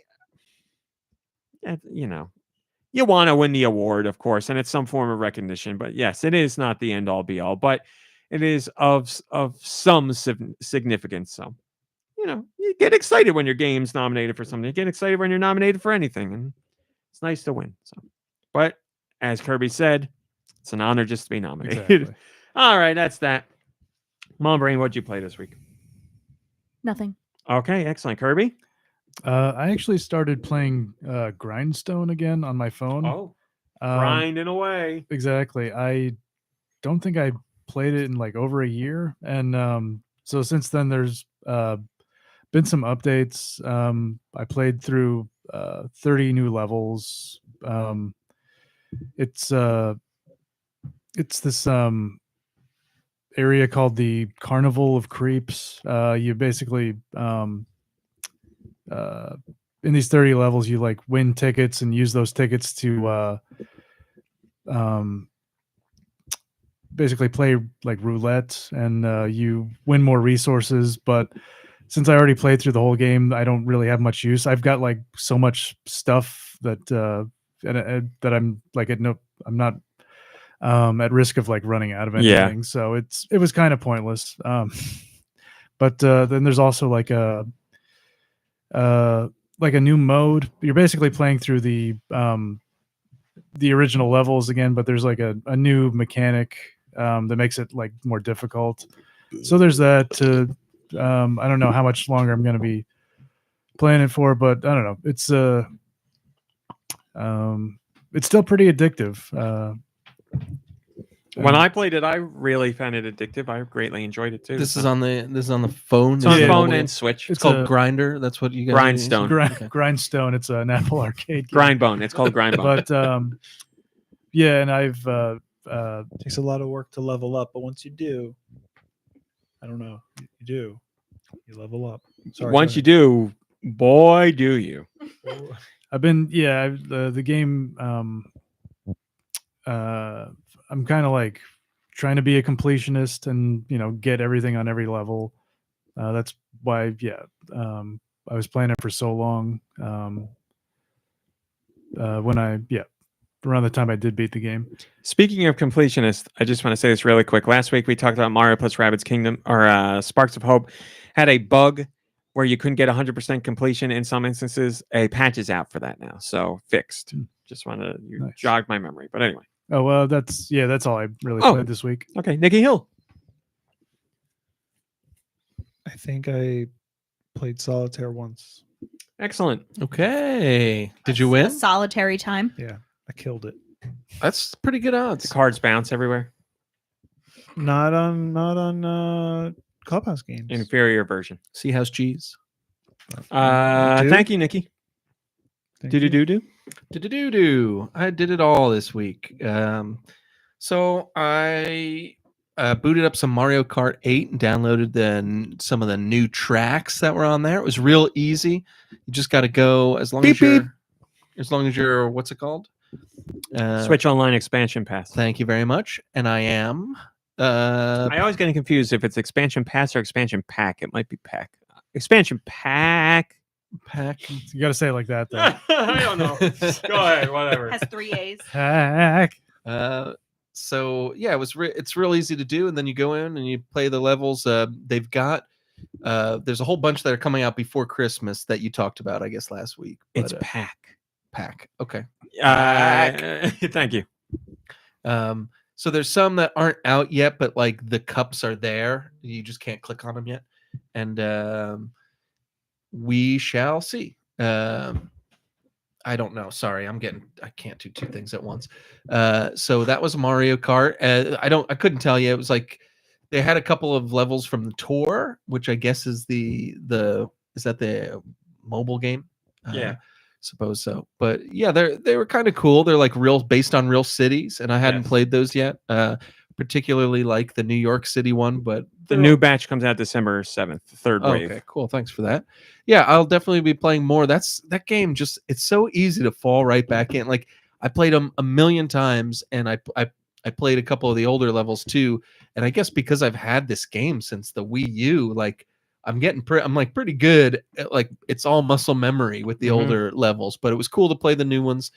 And like I said, I like most of them. I like the New York City level a lot. The what's cool about the city levels is that each lap they like the Shy Guys like switch up the track a little bit, so it's like kind of fun. Like it's keeps it a little unpredictable. Yeah, it's a neat thing that they do in tour. So I've been enjoying that, and hopefully somebody joins me. Yeah, I want to when Wave 3 comes out. I definitely want to. Yeah. I wouldn't have a problem. Ooh.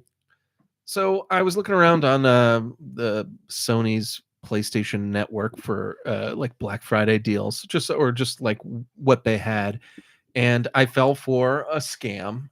So Castlevania Requiem, which is a pack, basically it's a package deal. It's Rondo of Blood and Symphony of the Night, was on sale. It was $20, but down to $4.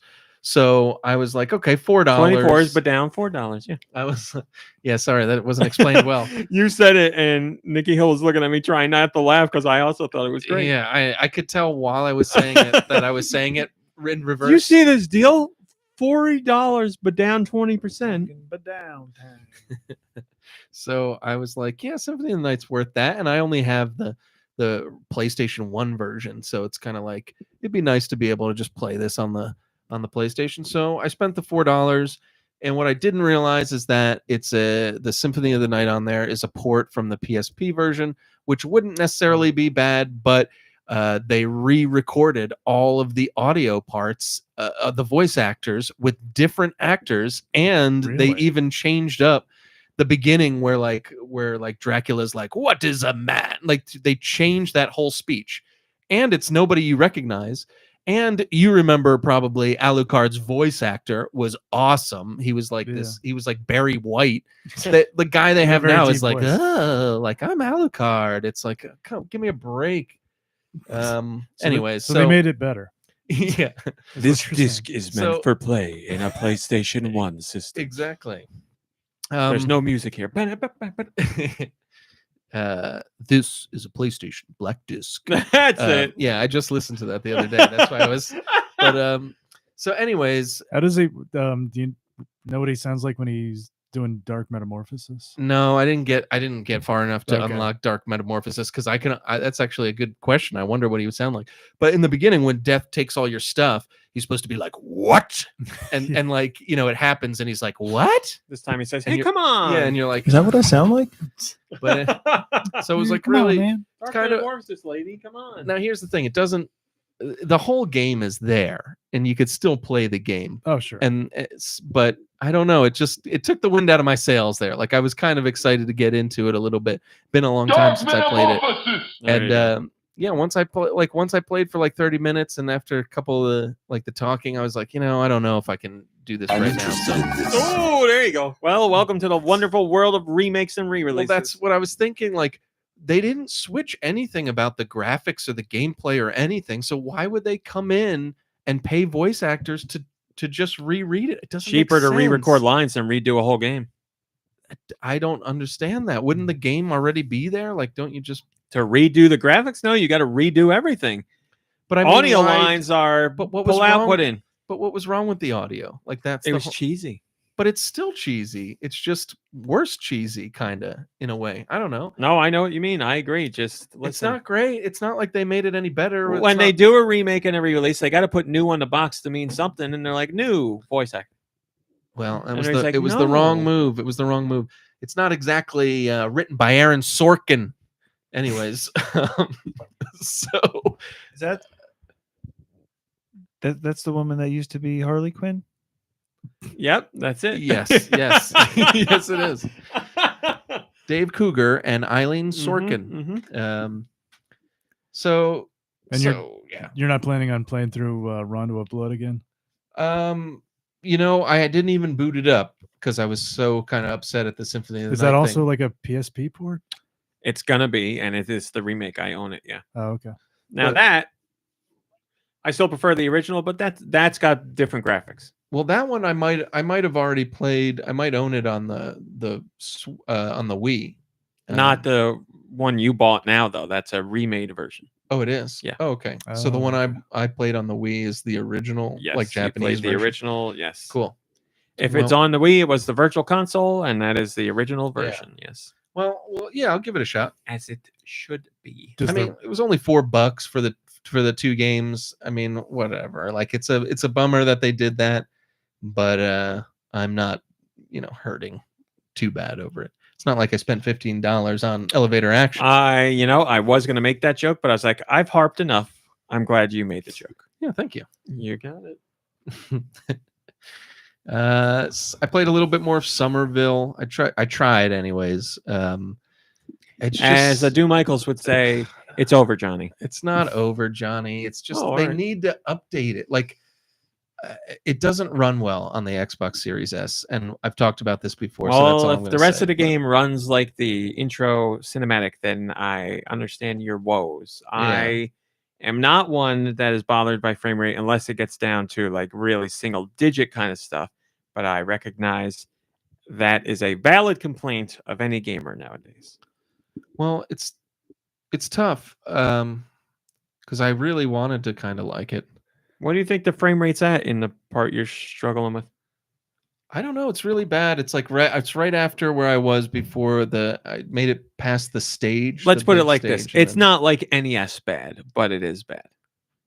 oh no, it's not like that. Okay. No, but it's like it's bad enough where it's if you're like me and you get stuck and you're like, I don't want, like, if I'm stuck, I want to look at like nice graphics that are smooth.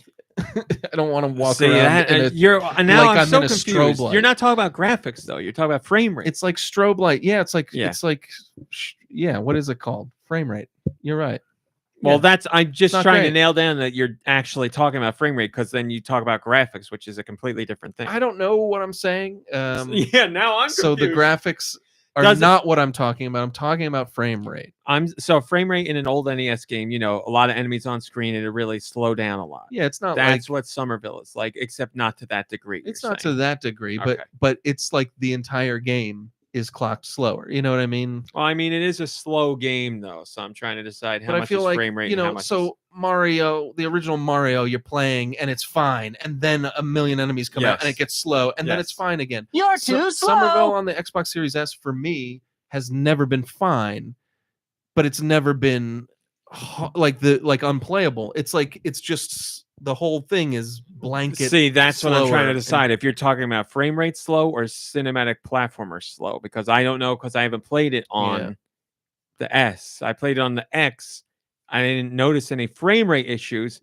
So I'm trying to decide if it is cinematic platformer slow because I have a slow to it, or frame rate. And I saw the intro cinematic and that was frame rate. Then it's frame So rate, I'm 'cause guessing it's frame the rate. whole game has been that for me, and I don't know, it's so distracting, and I don't just it's not those games I don't know why they anger me so much, but they do. I think a lot of it just has to do with you want to be pulled in by like a narrative, or like in this case there's like no words and it's still engaging and you're like, this is amazing. I can't read, there's no word. There's no words there, but like, you know what I mean? Like it's like amazing that they're telling this sprawling story like with no words, with just what's on the screen, and I'm like really into it. And then it's like, oh, what do you do next? Spend like 15 minutes looking around, grabbing stuff, and it's like, all right, it's not like I'm solving a problem or I feel like, oh, I've made it past this puzzle. It's like, let me just find the thing that I can interact with. Okay, walking around real slow, and then there it is. Okay, now we're back to the story. What's gonna happen? Oh, we got to another like a fence now that I had to figure out how to. Okay, and there's water now. So I figured it out. You hate you hate the platforming part, and you love the cinematic part. That's it. Yeah, because I want to know what's gonna happen, and if the gameplay is not all that exciting, if it's just walking around and like finding the lever that you have to press the button for, then okay, at least make the frame rate work then for me if it's going to be like that. So again, they're not my favorite type of games, and I do get frustrated and angry quickly. So a lot of what I'm saying is coming from a place of anger. So take it for what it is. I'm sure with peace and love, there's plenty of people out there that would be an amazing audience for this type of game. If it gets updated, I would play it because I do want to finish it, and I want to, like, I'm invested enough in how they're telling the story, but it's just, I don't know, it's been too frustrating for me to even deal with it, to be honest. And if you're getting frustrated over a stupid video game, then you got to reevaluate your life. So I moved on, played a little game, and actually it's interesting, from Somerville to this game Norco that I've been playing, that you played last week. I did talk about it last week, yeah. That's one of those things where they're not similar at all, but like Norco just looks so beautiful, and like I want Somerville to be beautiful like that, and it's because the frame rate is that it's like, well, they're totally different. There's no frame rate at all in Norco. I know, that's why it doesn't make any sense what I'm even saying. Obviously there's a frame rate, but you're looking at still pictures or very little moving pictures. There's nothing. The detail of this pixel art in this game Norco is just so great, and I had to reach out to RMC and like gush about it, and he's like, yeah, games in the 90s looked like this, you dummy. I cannot express how shocked I am that you, to this degree, find the game gorgeous. I agree that it's very nice looking. The pictures of the people in your party, and you see their faces, and they look like real people. Those were the graphics back then. That's how games were. Yeah, impossible. Like, it's like I'm not knocking how the game looks, because I do think it looks nice. I personally think I've seen nicer pixel art games, but it is like it's like a by the numbers point and click game from the PC, like from the 90s era on the PC. That's exactly what it looks like. Well, they probably didn't have good stories then, because the story in this is great. The reason those games were popular because of the stories. Well, yeah, they had to have like good stories, or like everyone would like the Monkey Island games. That's why playing out of frustration. Yeah, I mean, back then, you were just happy to be playing a video game. You didn't care if the story sucked. It's not a pixel art game, but it's a point and click game. Grim Fandango, fantastic story in Grim Fandango, and it's a point and click game. Full Throttle, like I said, Day of the Tentacle, Maniac Mansion. Not so much the story in that one, but that is a Yeah, point all and the clicking. LucasArts. All games. those LucasArts games. Yeah. What's the other big King's Quest? All those games. And there's another one I'm forgetting. It was in Space Quest. I don't remember. But yeah, that's what, like, PC games back in the day, that's what they were. It was like those non-stop until first person came out and they were like, oh, forget these games. So that's what it was. Well, I'm playing it and I'm liking it, defying all odds, and I'm enjoying this pixel art game that's a point and click adventure. The stories, like you said, I'm not going to spend long on it because you said everything last week. The story's great. It's really well written. Isn't it like, it's like next level well It's wonderful. written. It's wonderful. Like I don't feel like I'm playing a point and click stupid thing on the video game system. What does that mean? Because point and click games, I shouldn't be liking them. And like, this is great. What does like, that mean? I don't. It's just not my thing. No, It's why not my shouldn't thing. you like it? Oh, because it doesn't fit in with what you normally like. Exactly. You're saying, okay, I got Exactly. you. I got What you. rules? Because you this is sons what of that's what bitches? goes in my head. Like, immediately, I'm like, this is stupid. And despite all of that, like, you don't understand how difficult it is in my head. Like, you think you got it hard because you like everything. No, it's hard when you hate everything, and you got to fight that to try to like things that deserve liking. Well, And that's this the thing. deserves You a don't like. really hate it. You just have decided you've hated it. Exactly. Same thing. Exactly. Yeah, there's exactly. no, like, your hate isn't coming from anywhere because you don't know anything. It's just, I think I should hate this. Well, let's put it this way. When I found out that there's a button, when you found out you can hold down the left trigger and make the cursor move fast, it changed my life. Because well, guess what? I played the whole game and I didn't even know that. But I was going to say, I'm Wow. sure you like all the other shortcuts that are in there. Like, you can click the shoulder buttons to jump to just the points you click on the screen. Oh, I'm changing your life now. I knew about that. If you press one of the shoulder buttons, it will automatically jump to the icons on the right or the icons on the left. See, that's the thing about a point and click adventure is, like, I'm enjoying the story immensely, but it's like, do I really have to take the cursor and, like, I go down the screen like this? Do you do that, like, left and right down the whole screen, like you're? I mean, when I play point and click games, yes, that's what I do. I mean, there's no other way around it, and like, I find that, like, Well, that on it's this a there point and is. click game. Just use so- the D-pad and you can you lock right onto everything that's clickable. Because, like, I just find that to be irritating. Like, it's well, what it's you're really kinda supposed like, to do is look at the screen and see, like, points of interest and click yeah, there. and you go there first, and then, of course, before you leave the screen, you go over every inch because you're Yeah. a psycho and you got to do it. No, but I mean, that's what I do with every game. Like, whenever I walk into an area in a 3D game, I explore every corner and every avenue. Like, that's what I do. Right, but here we're doing it with a cursor. Oh, yeah, I would argue this is better. Here you have a 2D plane, Right. You don't have to versus go a everywhere. 3D world. Yeah, But another thing that kind of ticks me off about this is, like, when you're talking to characters, you'll be able to ask questions, and sometimes there's a question that you've already found out the answer to, or that you obviously should know because of the character that you are within this world. Mhm.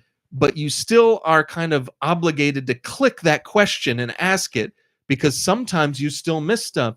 And what gets me is, like, I'll be like, well, where do I find this guy? And then the character will be like, you should know, you're so-and-so's daughter. And they're like yelling at you. And it's like, look, I already know, but I tried to walk out the door and the robot was like, hey, this guy probably knows more. So I had to talk to him. So now, I end up talking to people so much, which it doesn't bother me, but it's like, I hate when the characters give you crap for asking questions when it's like, I have to ask this question because I don't know if you're going to give me another little I think point. that happens earlier in the game because they want to teach you A, critical thinking, and B, pay attention. Like, there's things you should know already, because later on there's stuff you know and should know, and those situations don't arise. Like, you're not blocked from leaving or going somewhere. But early on, it's like, hey, you got the tools to know this stuff. But Well, it's not obviously not a game breaker. It's just I needed something to complain about, so those are a couple of things. But the game did glitch out on me once in a frustrating way, and it happened at the end of, like, a big long dialogue thing where I'd, like, talk to 3 different people and choose dialogue options and unlock all this, like, new mind map stuff. And then and then I That's what it tried is. to A and bed then palace? I tried to save the game, and Yeah. like the mind map screen disappeared, and it happened twice. Like I reloaded the game, it happened twice. No one apparently is playing this game, so there's no like records on Google of anyone having glitches except for me and my that's Xbox not- Series See, S. this is how you get So- whenever you have bugs. I literally told you people were talking about bugs. I even told you I experienced a bug. I just said I have not seen anyone experiencing your bug. And I Yeah. said there's not a lot of bugs to look into because not a lot of people are playing this game. So there are bugs. There are But- forums with people complaining about bugs. I did not read your particular bug, But but we got you past it. yeah, everything's fine. I would say if you can play this game, I'm not even done with it, and I can say that if you like stories and you don't mind reading, then play this game. Can I ask where you're at without spoilers? Is that possible? Yeah, I just finished the second flashback scene. Okay. I got you. Yeah. Yep. So Well, I I'm think very glad you're enjoying I it. think I'm and getting close. Yeah, it's really it's Was really that George? wonderful. It's got, Well, like, I'm a very nice- glad you're enjoying it. Well, lime, yes. It's got a really nice. Don't steal my bits. It's got a cool soundtrack like that goes really well with the subject matter and with the visuals, and it just has like the whole package feels like it was really well done, thought Yeah. out. That's a game of the year contender for me, right there. Easy game of the year. But I've seen everything. So yeah, I would say it's definitely worth it. I'm trying to think if there's any other. It's on things PC. that I It is wanted on to say. Mac because Oh. anything can run this game. It is on Xbox. I think it's on PlayStation. No Switch yet. Hopefully, It's I haven't on heard anything. I reached out to the Xbox developers. S and X. Yes, that is correct. And I'm sure on Deux Xbox, it is looking extra lovely on that fancy TV. It really looks beautiful. I mean, maybe that's what's doing it. Well, for me, like I said, well, also like you said, it's everything about the game coming together, like the atmosphere and the music, and the game uses a lot of like just gorgeous color schemes, like pastel color schemes, like Yeah. skylines look great, and nighttime scenes look great. Again, they're pretty much still pixel art. There might be a little smoke moving somewhere or a light twinkling somewhere, but there's not a lot going on. But it's gorgeous art. I always love pixel art, so I'm all about this. I'm just very pleasantly shocked you are as well. It's because I would say that's a very nice looking game. But yeah, and I have, like I said to you when we were talking on the phone, I have a very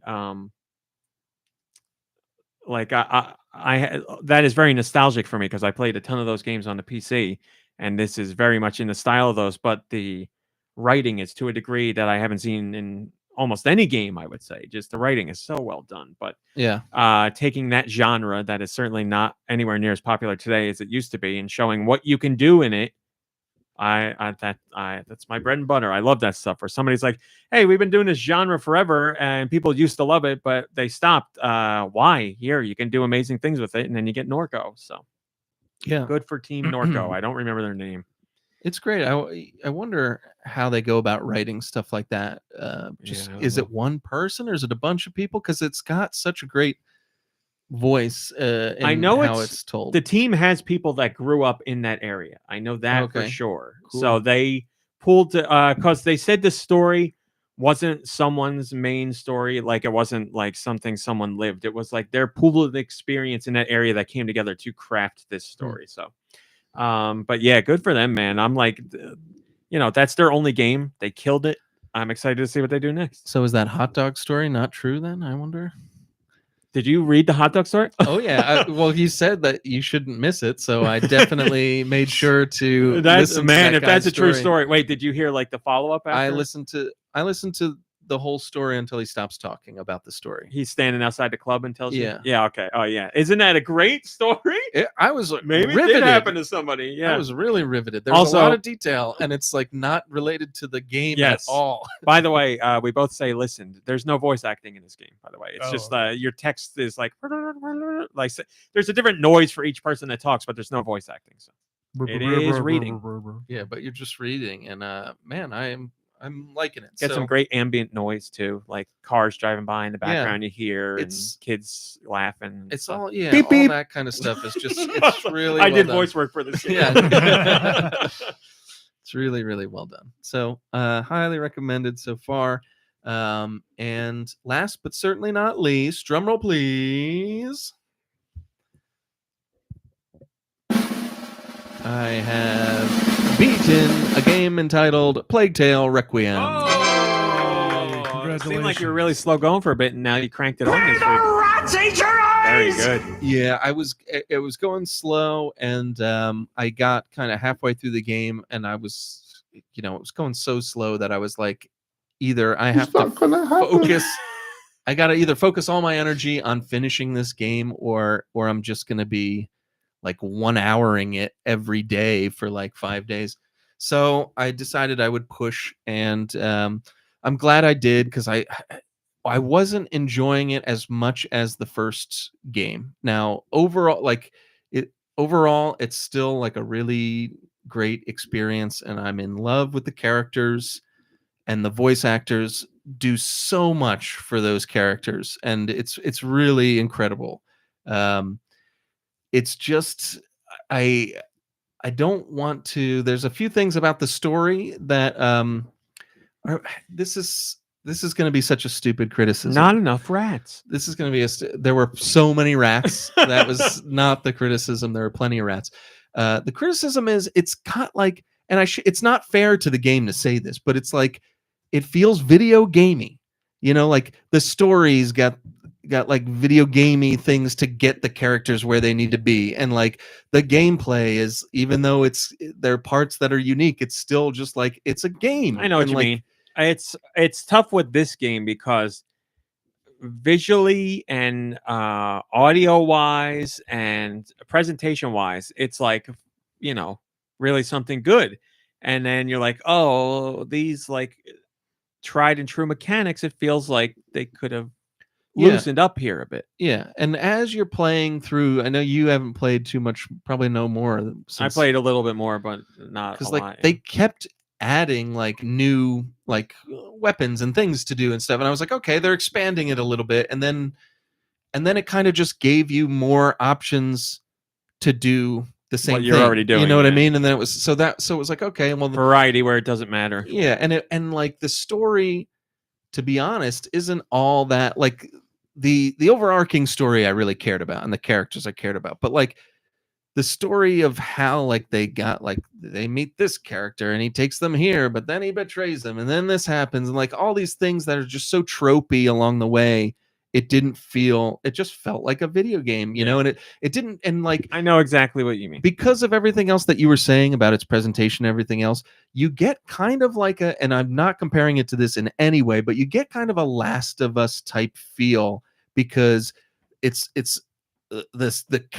two characters are like essentially the storyline, what pulls you through their dynamic, and like everything else kind of supports that, and you get a similar feel, but there's just something that's like perfect about a Last of Us that this just kind of comes off like, oh, it's like really great story, I care about these characters, but I'm playing a video game. Like it just has that kind of feeling to it. Because Last of Us, when it comes to mechanics, is very video game as well. Like it's it definitely reach around, is. pick stuff up, shoot enemies, sneak. Like that's it definitely is. But something, for some reason, with that experience, just seems so ironed out, perfect. Like you can't see any of the seams. Oh, you know what I mean? Yeah, like, yes. Like whereas this, it's a AAA. Big budget versus indie. Is this indie stuff? Because I mean, it's pretty impressive. Like, yes, it's actually really impressive. That's why the first game got a lot of praise, because it was an indie developer, and they were like, for an indie developer, this is something else. As far as it's an indie developer, certainly mimicking AAA titles, maybe older mechanic wise, but yeah, at the time that's why it was a big deal. So yeah, now this time they got a little bit more money and they're getting bigger, but yeah, I know what you mean. So the other than all of that stuff, like I said, it's a really fun. Actually, fun's maybe not the word, just because like the story is so intense. Like, there's a lot of pulse pounding scenes. There's a lot of like intense parts that got my heart rate up, and I really appreciated that, like that kind of stuff. I really, really cared about these characters, and don't want to. Oh, thank you.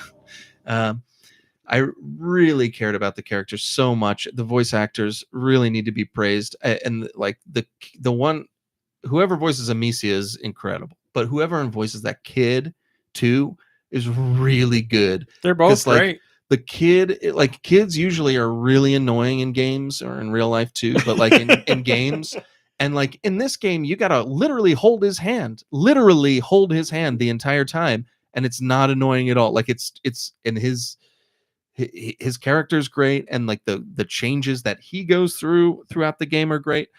Overall, the story, and I won't spoil anything, obviously, was unsatisfying for me. And I would love to talk more about why, but I can't, because it's literally the rats. And so definitely one worth playing. Just be ready for some heavy stuff, and like like I would say, just some of the story things were they just stick out like a sore thumb. So to you're me. saying the story's got some real rat bastards in it. That's exactly what I'm saying. That's actually, right. That's right. But yeah, I can't think of anything else. It stayed disgusting throughout the end. Like I wanted to puke, a lot. So, but anyways, that was what I played. Thanks for listening, and I always love to talk about this stuff. Sorry for taking forever. Nicky? So you didn't really like the story in the end there?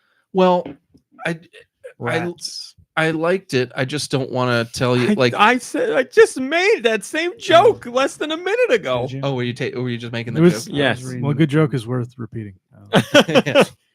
Except I said, "Oh, rats," and you just said rats. Rats. I thought you said something else. I've done it so many times. I feel like it's okay.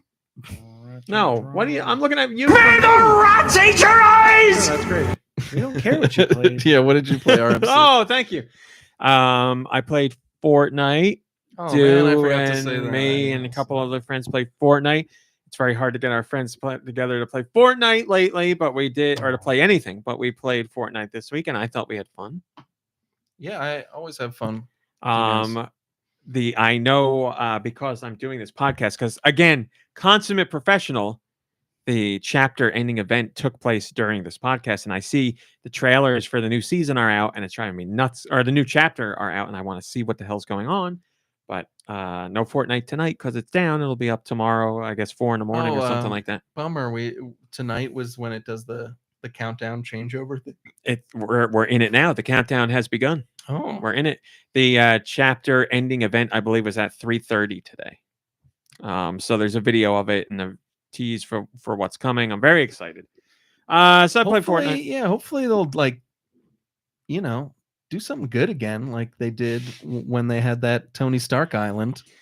We'll find out. I don't know care as long as my friends play with me. I don't care how bad it is. I like how you say that I like how you say that in a mocking voice. I like my friends. I enjoy time with my friends. Yeah, why would that be a bad thing? I fight Why for is my that friends. bad? I like things and I like my friends.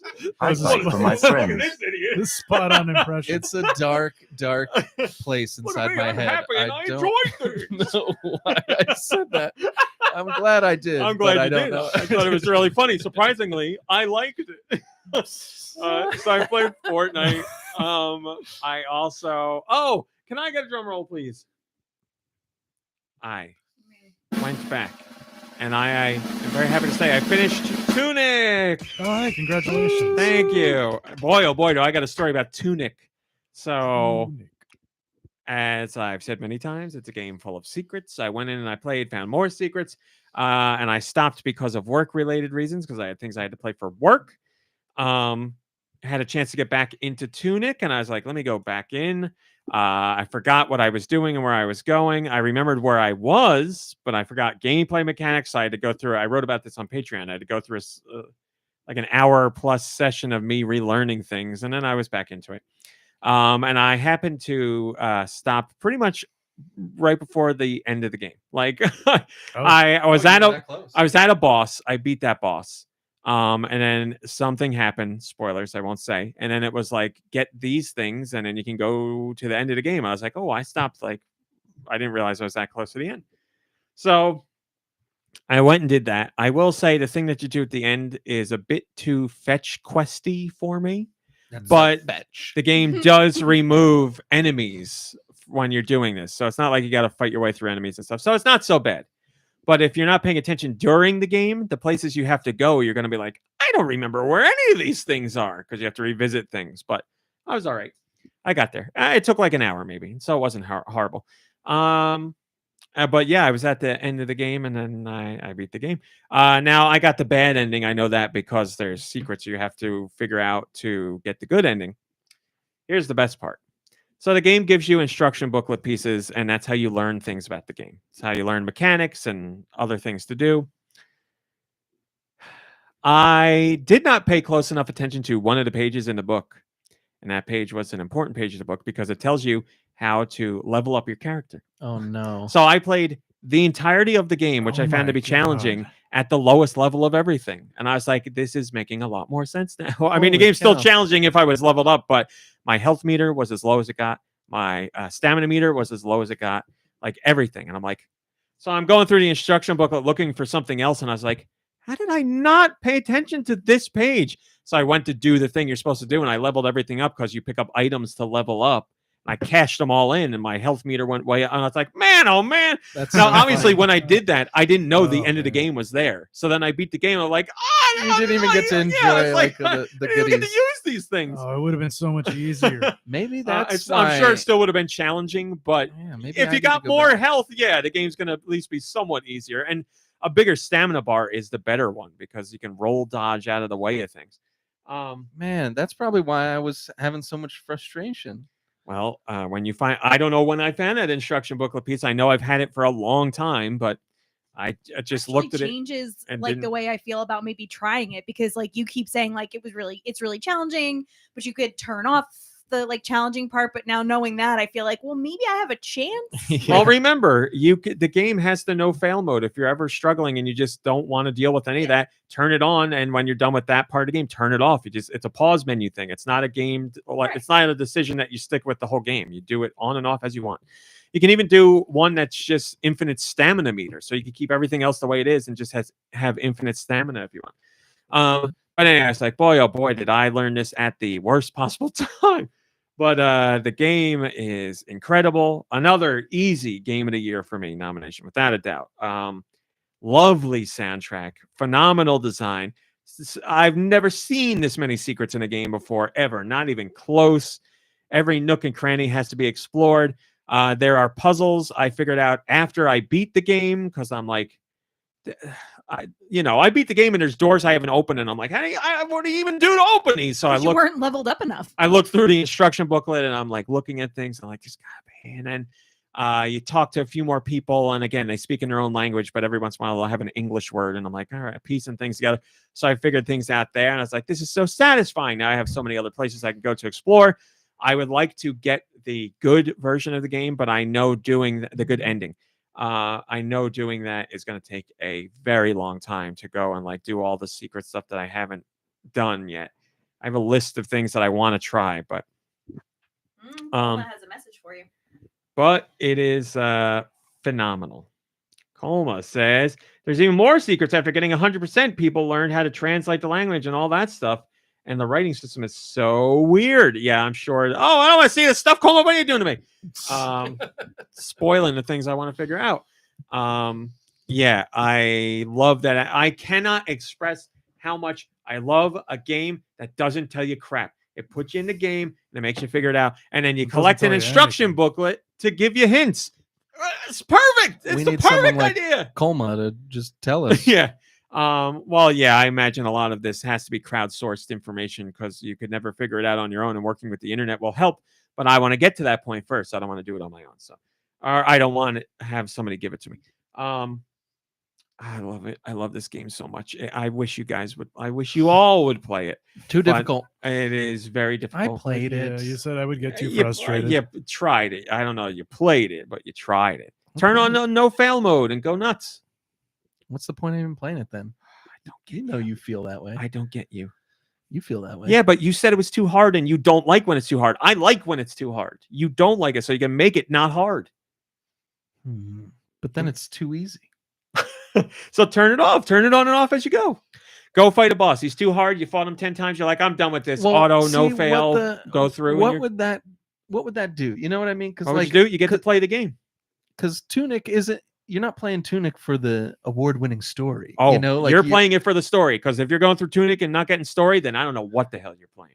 I couldn't read anything. It wasn't in my language. Told through pictures and the instruction booklet and the environment and the characters Look, you with meet. peace and love, I'm glad you enjoyed it. For me, it was too difficult. I wanted a Zelda game. You and what I can't got say was it's too difficult when you a can hard turn game. all the difficulty off. Maybe I didn't think the difficulty was in the combat. Maybe it was in, snooping around for all the trinkets. My trinkets. Well, if that's the case, then yes, I would agree. Thank because you got to go online to look for that. Then you either figure it out on your own with the instruction booklet, or you don't figure it out. So yeah, there's no ease. There's no lesson mode. difficulty for that stuff. Yeah, it's only combat wise. Yeah. So that no complaint. Gotcha. But yes, oh man, play this game. I don't care. I played it all the way on Switch. Switch was the version I played. I know Xbox and PlayStation run at a higher frame rate and will have a higher graphical fidelity, but I don't give two craps about that. I played it all on Switch. It was great. Loved it. One of my favorite games in a very long time. Did you play joystick or D-pad? You can't use D-pad, can you? Can you? I don't know. Oh. I use joystick. All right. You gotta try. So I played that and I finished it. I also played but finished this week Norco. I wrapped up Norco. Another, like I said, game of the year. Excellent writing. Story went a way that is surprising to see it go, but should not be unexpected at all. Let's say that. I don't know what to say. Since the whole game is story, it's hard to say anything without spoiling stuff. So, point and click, excellent example of point and click. Best writing I've seen in the game potentially ever. Lovely pixel art graphics. If you're nostalgic for that era of games, this is very much that. Great soundtrack and ambient soundtrack. I don't have a single complaint about that game. It's a prime example of what a point and click adventure can be. So. No complaints about the pointing or the clicking? No, all spot on for me. Okay. Also, any complaint usually of a point and click game is like puzzles that are so strange that you're like, I would never think of combining these things to make an answer. That's not in this game. You don't do any of that. It's not like shove this weird thing into hole of this weird thing, and you're like, oh, I want to do this. Yeah, that was one of my complaints with Monkey Island. Is it's like, how are you supposed to figure any of this convoluted stuff out? You're lucky you're charming, Monkey Island, and then like this game comes along and it's like you're not picking up any dumb stuff and holding it and then trying to find a place to put it. My understanding is the new Monkey Island makes fun of itself for being that way. Oh, really? And steers away from that. So. I'll have to. I downloaded it because it was, like I said, it's in the rotation or it's on deck. I just didn't. So yeah, I mean, I'd love to talk about this game more in detail, but it's all story, so I there's nothing to say. Great characters, great writing. I've said it all. And then this week, I played something, but I don't know if I can talk about it. Let me look. I did start playing a game I've been very excited for, Marvel's Midnight Suns. I started playing that it's only been 2 days because that's how long it's been out. I was gonna get it on the Xbox because that's just where I wanted to get it. And I went there, like it was like I double checked, and it's like this game is releasing at midnight on all systems. And I went on the Xbox, and it wasn't there.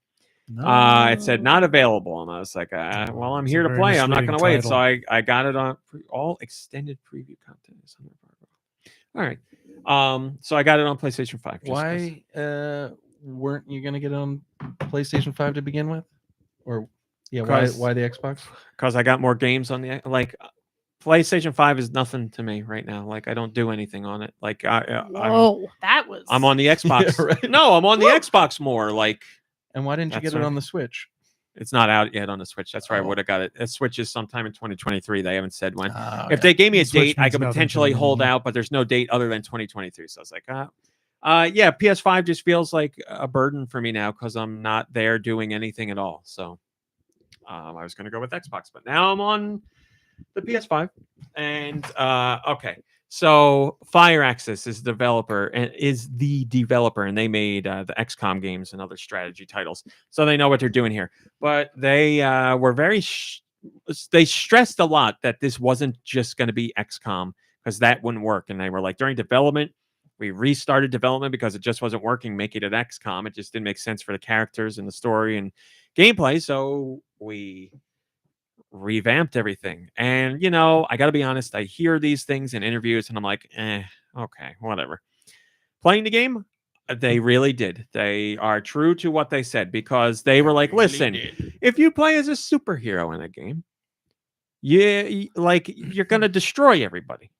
They're like, it can't be like an XCOM game where it's like you go up and you punch and they take 5 points of damage and they attack you and you take, and it's back and forth. It's like, if you're a superhero, it's like 1 or 2 hits, they're dead. Like, if something's, there's got to be like magic or something going on where that doesn't happen. Also, you can't have permadeath because that would that's right, interfere with the canon. So they did it so that your team of superheroes pretty much can take out everybody in 1 or 2 hits, unless they have like a shield imbued with magic or some kind of stuff. There's things that they do to get around it, but the majority of enemies are 1 or 2 hits and they're dead.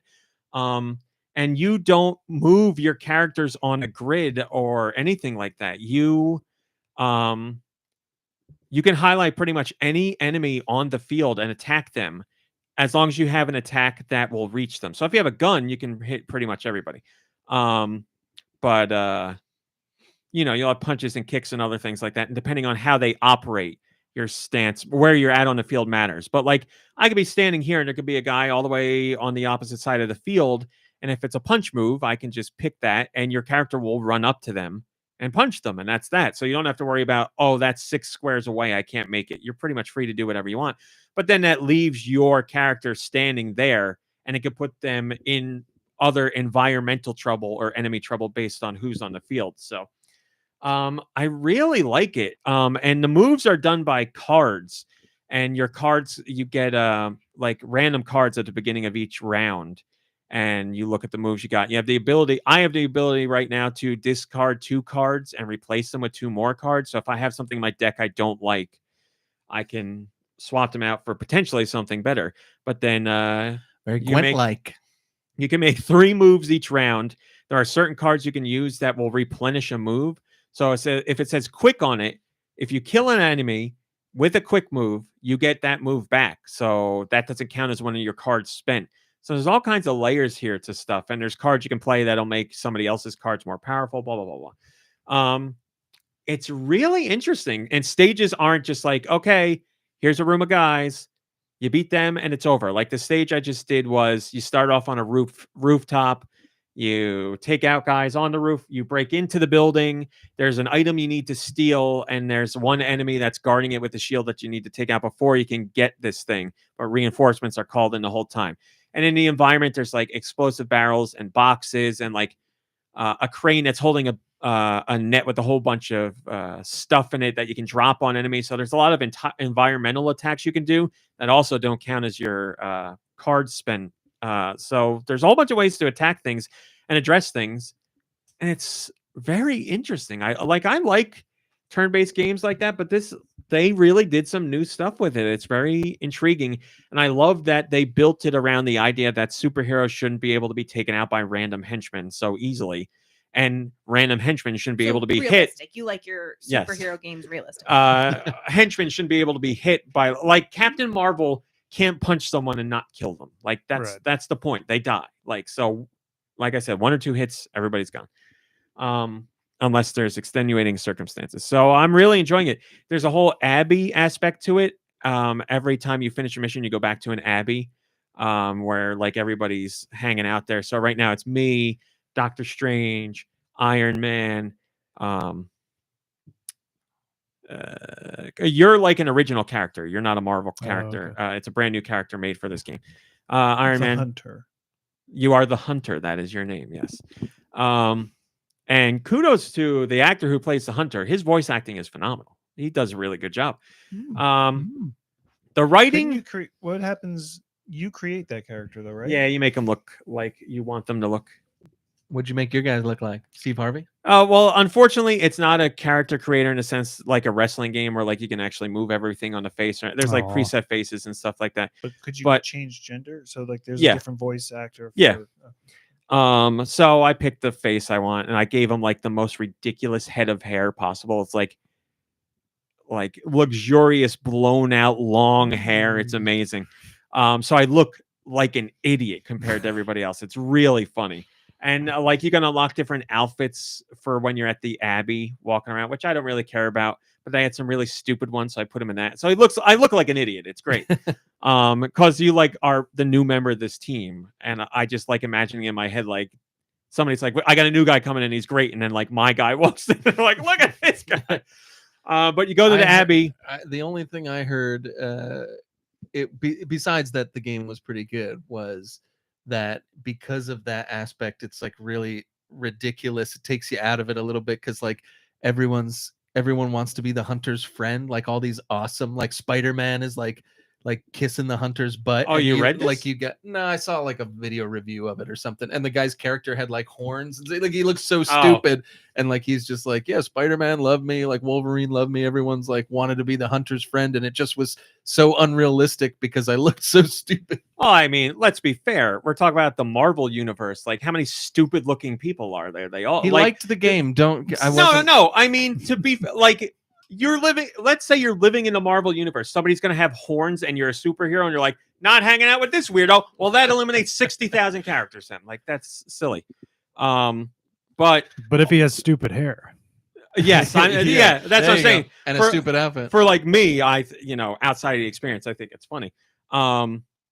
But I would love to know who this guy is because I've already had It two was people probably not like me. or Blade something. does not like me because you have dialogue options, and I picked ones that I would normally say, and Blade is not down with how I talk. So, Oh, really? yeah, this is why I would love to see what 'cause- idiot is doing this review because Because clearly it's like they don't. it's like Mass Effect, right? Where Yeah, you get to know characters, and if you get to know them, it builds up your rapport with them, and it grows throughout levels, and that unlocks different moves and abilities you can do.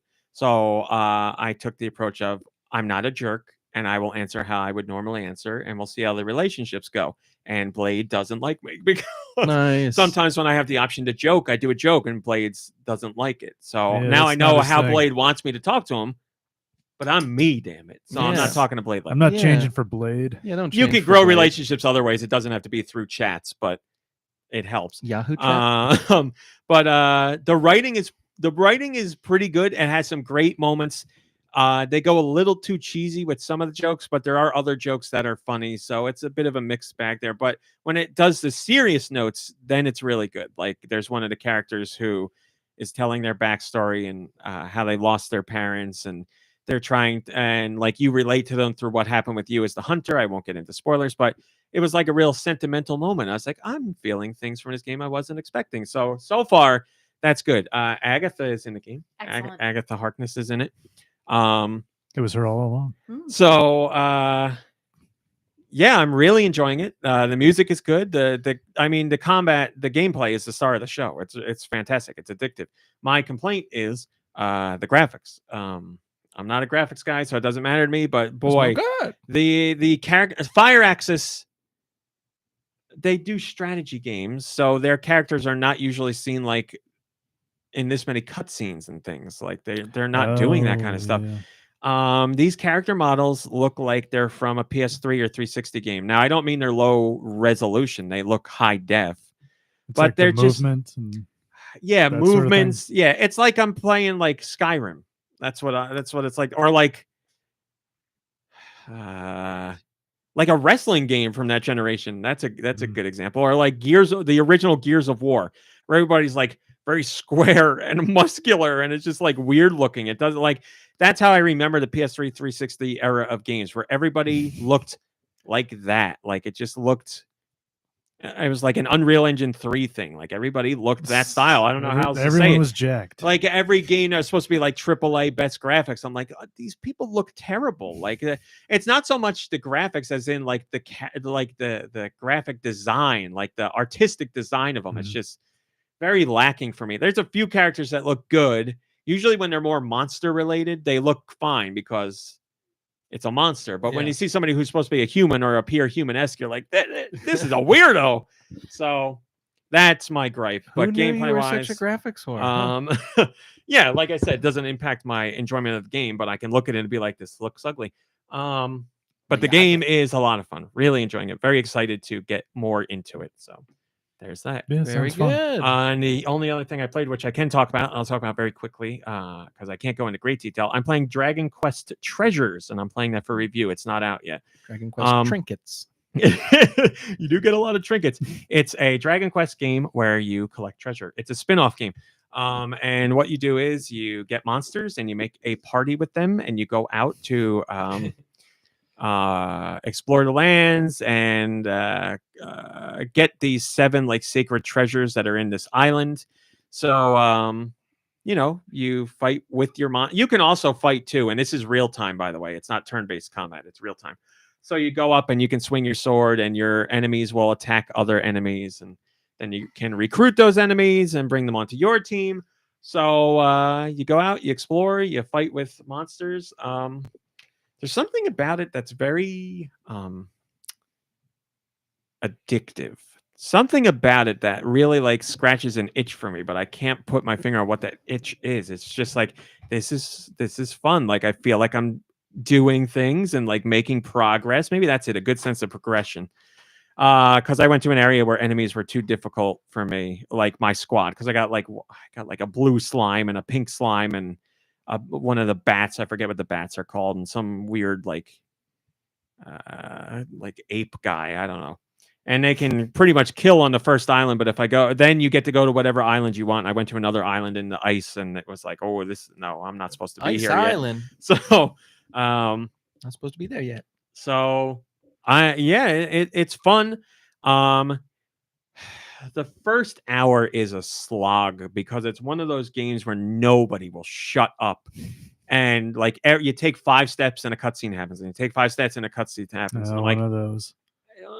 Like, let me go. Like, why won't you let me play? Once you get past that first hour, then the game's like, and you've learned everything we needed to teach you. Now go.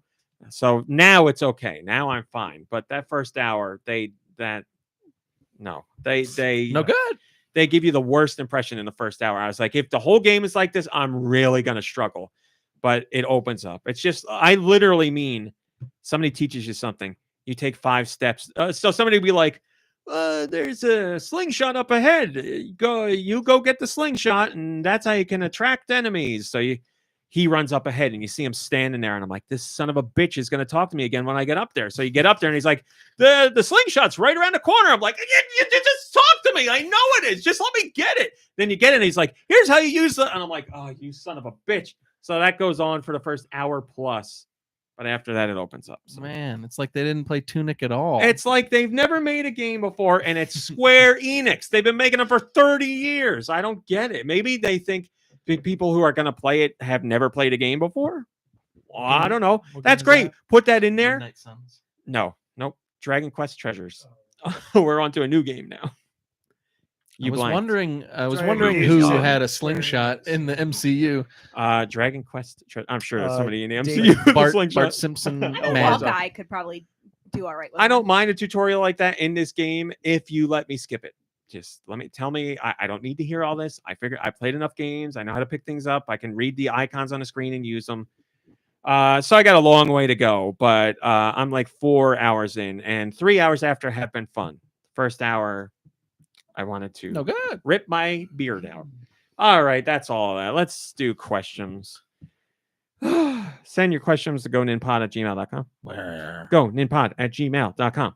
Thanks. It can be about Nintendo, video games in general, or whatever the hell you want. Gecko Kitsune says, do you have a favorite kind of apple? And if not, is there a specific way you like them to be prepared, such as apple pie? I'm a big fan of Honeycrisp, and my mom loves Cortland. Nothing beats a good warm apple roll fresh out of the oven. Thanks for always brightening my day, and have a great weekend. You have a great weekend, and thanks for brightening our day. I like Granny Smith. Sour apple. Nice. I'm partial to Pink Ladies and we're talking about Fuji's. apples. Yeah, Pink Ladies and Fuji's. I know they're both expensive, but I I can't go back to like Red Delicious and garbage like that. Yeah. I like man. Tim Apple. Well, I won't tell you what apples I like then. I want to hear it. Tell me. I'm sorry. I like the Is it Golden Red Delicious? Delicious? I like Golden Oh. Delicious, but Delicious are those are nice. okay. Oh yeah, Okay. yeah, those are fine. All right. There you go. You're I good. don't know. I don't mean like to you come took off. off. Yeah, I don't mean to come off like some kind of Apple snob. No, we know you are. It's all right. We've Apple. always said that about you. This guy's a real apple. Oh, yeah. Granny Smith is all I really like. yeah. I'm a big Macoun fan.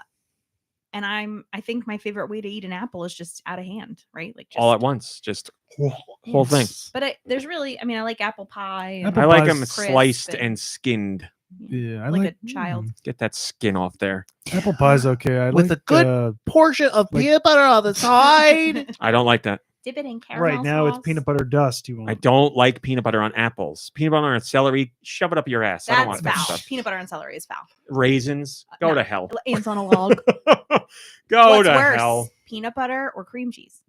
Like because Oh, they do the celery. well, with I don't like cream and cheese, so that would be raisins. worse for me. I Oh, like peanut butter, but I'm offended when you do it on celery or apples. Yeah, it's gross. It's like, listen, it's here's a what way- we're doing, it is a way everybody. to get It's like, kids to eat the here's this vegetables. crappy food. Here's something to make it better. We all know that's what you're doing. So, Well, well, yeah. just raisins. I don't know why you got to do that, but raisins. It's bumps on a log. It's a way to try and get your Shove kids that to log. eat healthy. I'm assuming. I'm very angry right now. I can tell. Thanks for the question, Gecko Kitsune. Patreon question, Mom Brain. Did you know? Sorry, my favorite is an apple. Napple. Did you know you could join Patreon for $1? For $1. Thank you, Billy. We have a question apple. from David Aguilar today on Patreon. If the GN podcast crew were a band, what would be the title of your hit single, and what instrument would each of you play? Farting on a trash can. Farting on a trash can. The hit single would be called "Is That What I Sound Like?" Oh, that's a good one. Yeah. I can't play. I guess I can play Diarrhea a piano bombs. by Can that ear. be the name of our band? You can play Diarrhea your bombs? theremin. Play theremin. How about a kazoo? The automaton. or whatever. Can play the automaton. Yeah, there you go. Yeah. That's good. Instruments. Anybody else here? Somebody gonna play the spoons? I guess I could play bass. All right, Kirby on bass. Dude, you can play guitar. I'll play the guitar. Anyone can play guitar according to Tommy. Mom York. Brain, what are you gonna play? Nice. She said farting on a trash can. What- Yeah. I'm gonna be what farting about on a the trash lead can. So second bass. yeah. Nikki Hill, what'd you play? Trumpet? You can do trumpet. I played trumpet, but There it is. I don't know. I don't even know what end to The blow butt it anymore. trumpet. This what I sound like? What's our band name? Oh man. Josh and the Grobots. Oh, I don't hate it. I mean, of course, Josh has to be first. So, well, Josh's whole name is the band, so he'll be happy. Uh, I am the world's best We know, singer. we know. You'll be on there. I don't know. I'm the star of the show. Is this only one song? For it? Yes. How Could we have a about follow up? let bygones be bygones? Sure. What's the follow-up hit? Juggling limes. I don't know. Something Sure, about juggling whatever. limes. You sounds made me good. think like you were gonna have something really good to go because you're Something like, about can there be a George. follow-up? Oh, man. Juggling George is just a good name. I could see All doing right. a Calypso album with George, like covering like Harry. What's his name? Not Harry. Belafonte? Yes, The lime in the Belafonte. coconut song. Yeah. Yes. Yeah. What's give me a song title with line in the title so we can call it Lime. I walk the lime. There you go. By Johnny There you Cash. go. All right, everybody. There's your questions. Thank you for sending questions. Let's do music. music. You want to hear it? You want to hear it? Oh. I had the lime of my life, and I owe it all to George. Beautiful. Thank you. That was really good. First song comes from Turbo K. Here we go.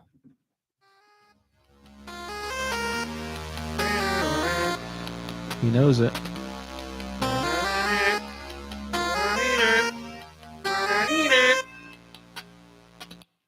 Well, what is it?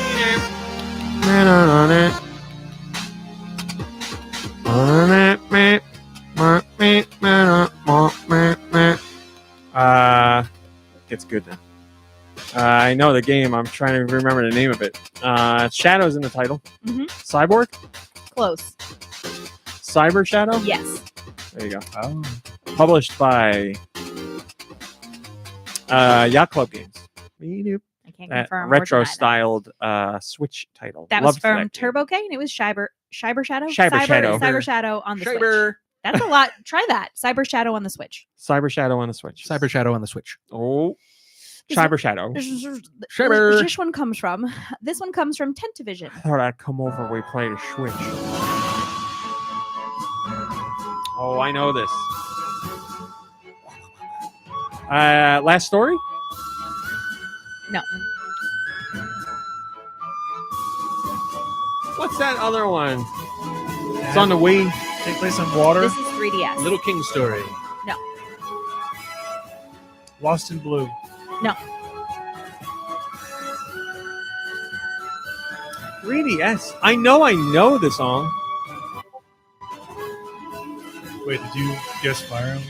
Link Between It's Worlds. not Fire Emblem. Okay. Is it a Square Enix game? Alternate Liz got it. It looks like it could be. I know this. Oh. Is it something with life in the title? Is it like a Bravely Default? It's Bravely Default. Oh, okay. good for you. Flying First, Fairy. first party published, Square Enix developed. That was a guess. And that was from Tentavision. Excellent job. That's why I know, because I posted that trailer so many times. Never Here played it. comes a little jam from our friend Giant Reggie. Happy 10th anniversary, Bravely Default.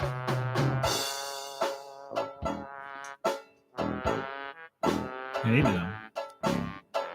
What system? 64. Yeah, it's got a rare feel to it. Sure does. So Conker? Banjo, Conquer. Not Banjo, it's Conquer. There you go. I bet he's drunk. Yeah, I was gonna say this is probably where he gets wasted, right? That was from Giant Reggie. This one Send your comes- music to goninpod@gmail.com. Put Where? music in the title, please. Goninpod@gmail.com. This one comes from Rosemary the Farmer, who is presently on a road trip with Freddie Fro and will listen later. So we hope you traveled safely. Oh, God, we got to get it right. Not going to get it right.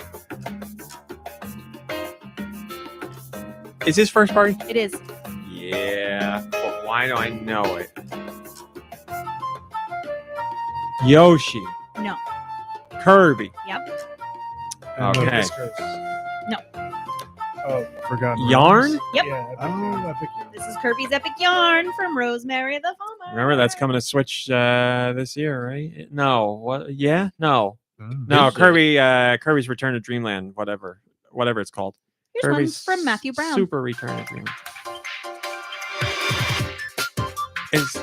This is also first party. It is. Is this also Kirby? It is not. It's Yoshi. It is. Wow, weird. All right, what do we got here? Yoshi. Crafted World. No. Woolly World. Yes. Very good. Epic Yarn and Woolly World. Just happened that way, folks. And that was from Did Matthew it? Brown. Yeah, I promise. One more, then we're done. More. Nope. I have 3.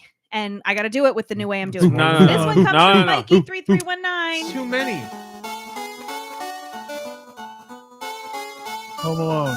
No. 2.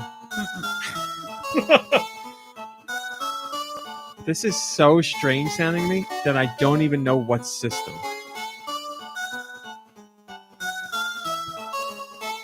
Tell me the system. Yeah, it's kind of irritating, actually. Portable? Game Boy? It's not Game Boy and it's not portable. Go ahead. Virtual Boy. Oh, wow. Well, guys, we only got 13 games to wonder why guess, such a and big I don't seller. know half of them. First party? Terralo Boxer. No. Mario Tennis. Mario Clash. Mario Clash. Good job. Thank God. And that was from Mikey. It's about half the games I know. This Wario, one comes from Jess I. Tetris, bowling. Oh, come on. Come on. One of the greatest songs, video game songs of all time.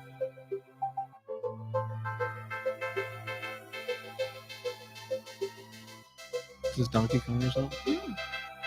Elebits. It's No, Donkey Kong. he got it. A little bit, yep. I actually meant Electroplankton. Oh, It was from Jess I, and it was Donkey Kong Country. Electro Bits. And the last song for the week comes to us from Ask Me. Whatever it is, it's about diarrhea. Farting on a trash can. No, sadly. So this gives me futuristic racing. Yeah, definitely. Okay, we got drum and bass, so it's got to be somewhere around the 2000s. Oh, What do we got? Extreme G? No. Is this Zero. like is this Tempest 2000? What system? 64. Okay, San Francisco Rush. Nope. Cruising USA. Nope. Beetle Adventure Racing. Cruising the World. Nope. Micro Machine. Nope. Did we get any wrong today? Nope. I don't think so. Not yet. We're going to get this one wrong. 64 racing game, futuristic. just It's guess not all of them. Extreme G. It's not. And you said it's not F-Zero. That's right. Some sort of... Oh, what other futuristic racing game is on a 64? I thought Extreme G was going to be it. You thought wrong.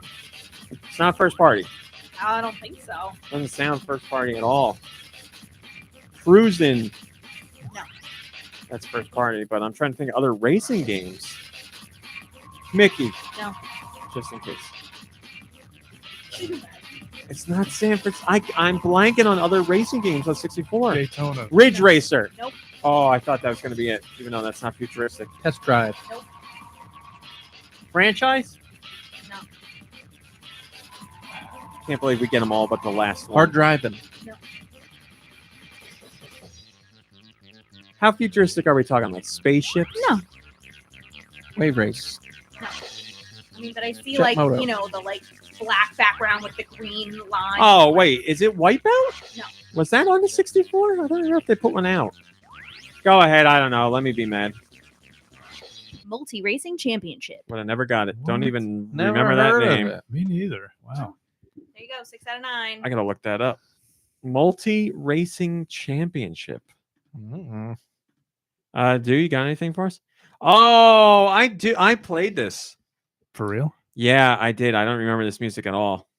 I obviously didn't remember it was called Multi-Racing Championship because I just remembered it as that. Obviously MRC, but Oh, it's from Ocean. yes, That's where your name came from. I huh? that's right. I remember playing this. Yep, I rented this back in the day. Well, I failed you guys. I'm sorry. Do please give us something good to play us out. I have something for you. Deux Views. It's never news. Rumor of the week, starring Deux Michaels. Ladies and gentlemen, usually it's a rumor, which means that it's not technically true. We've got unprecedented news this week. It's actually true, this one. This is, and it just came across my desk within the last 3 hours.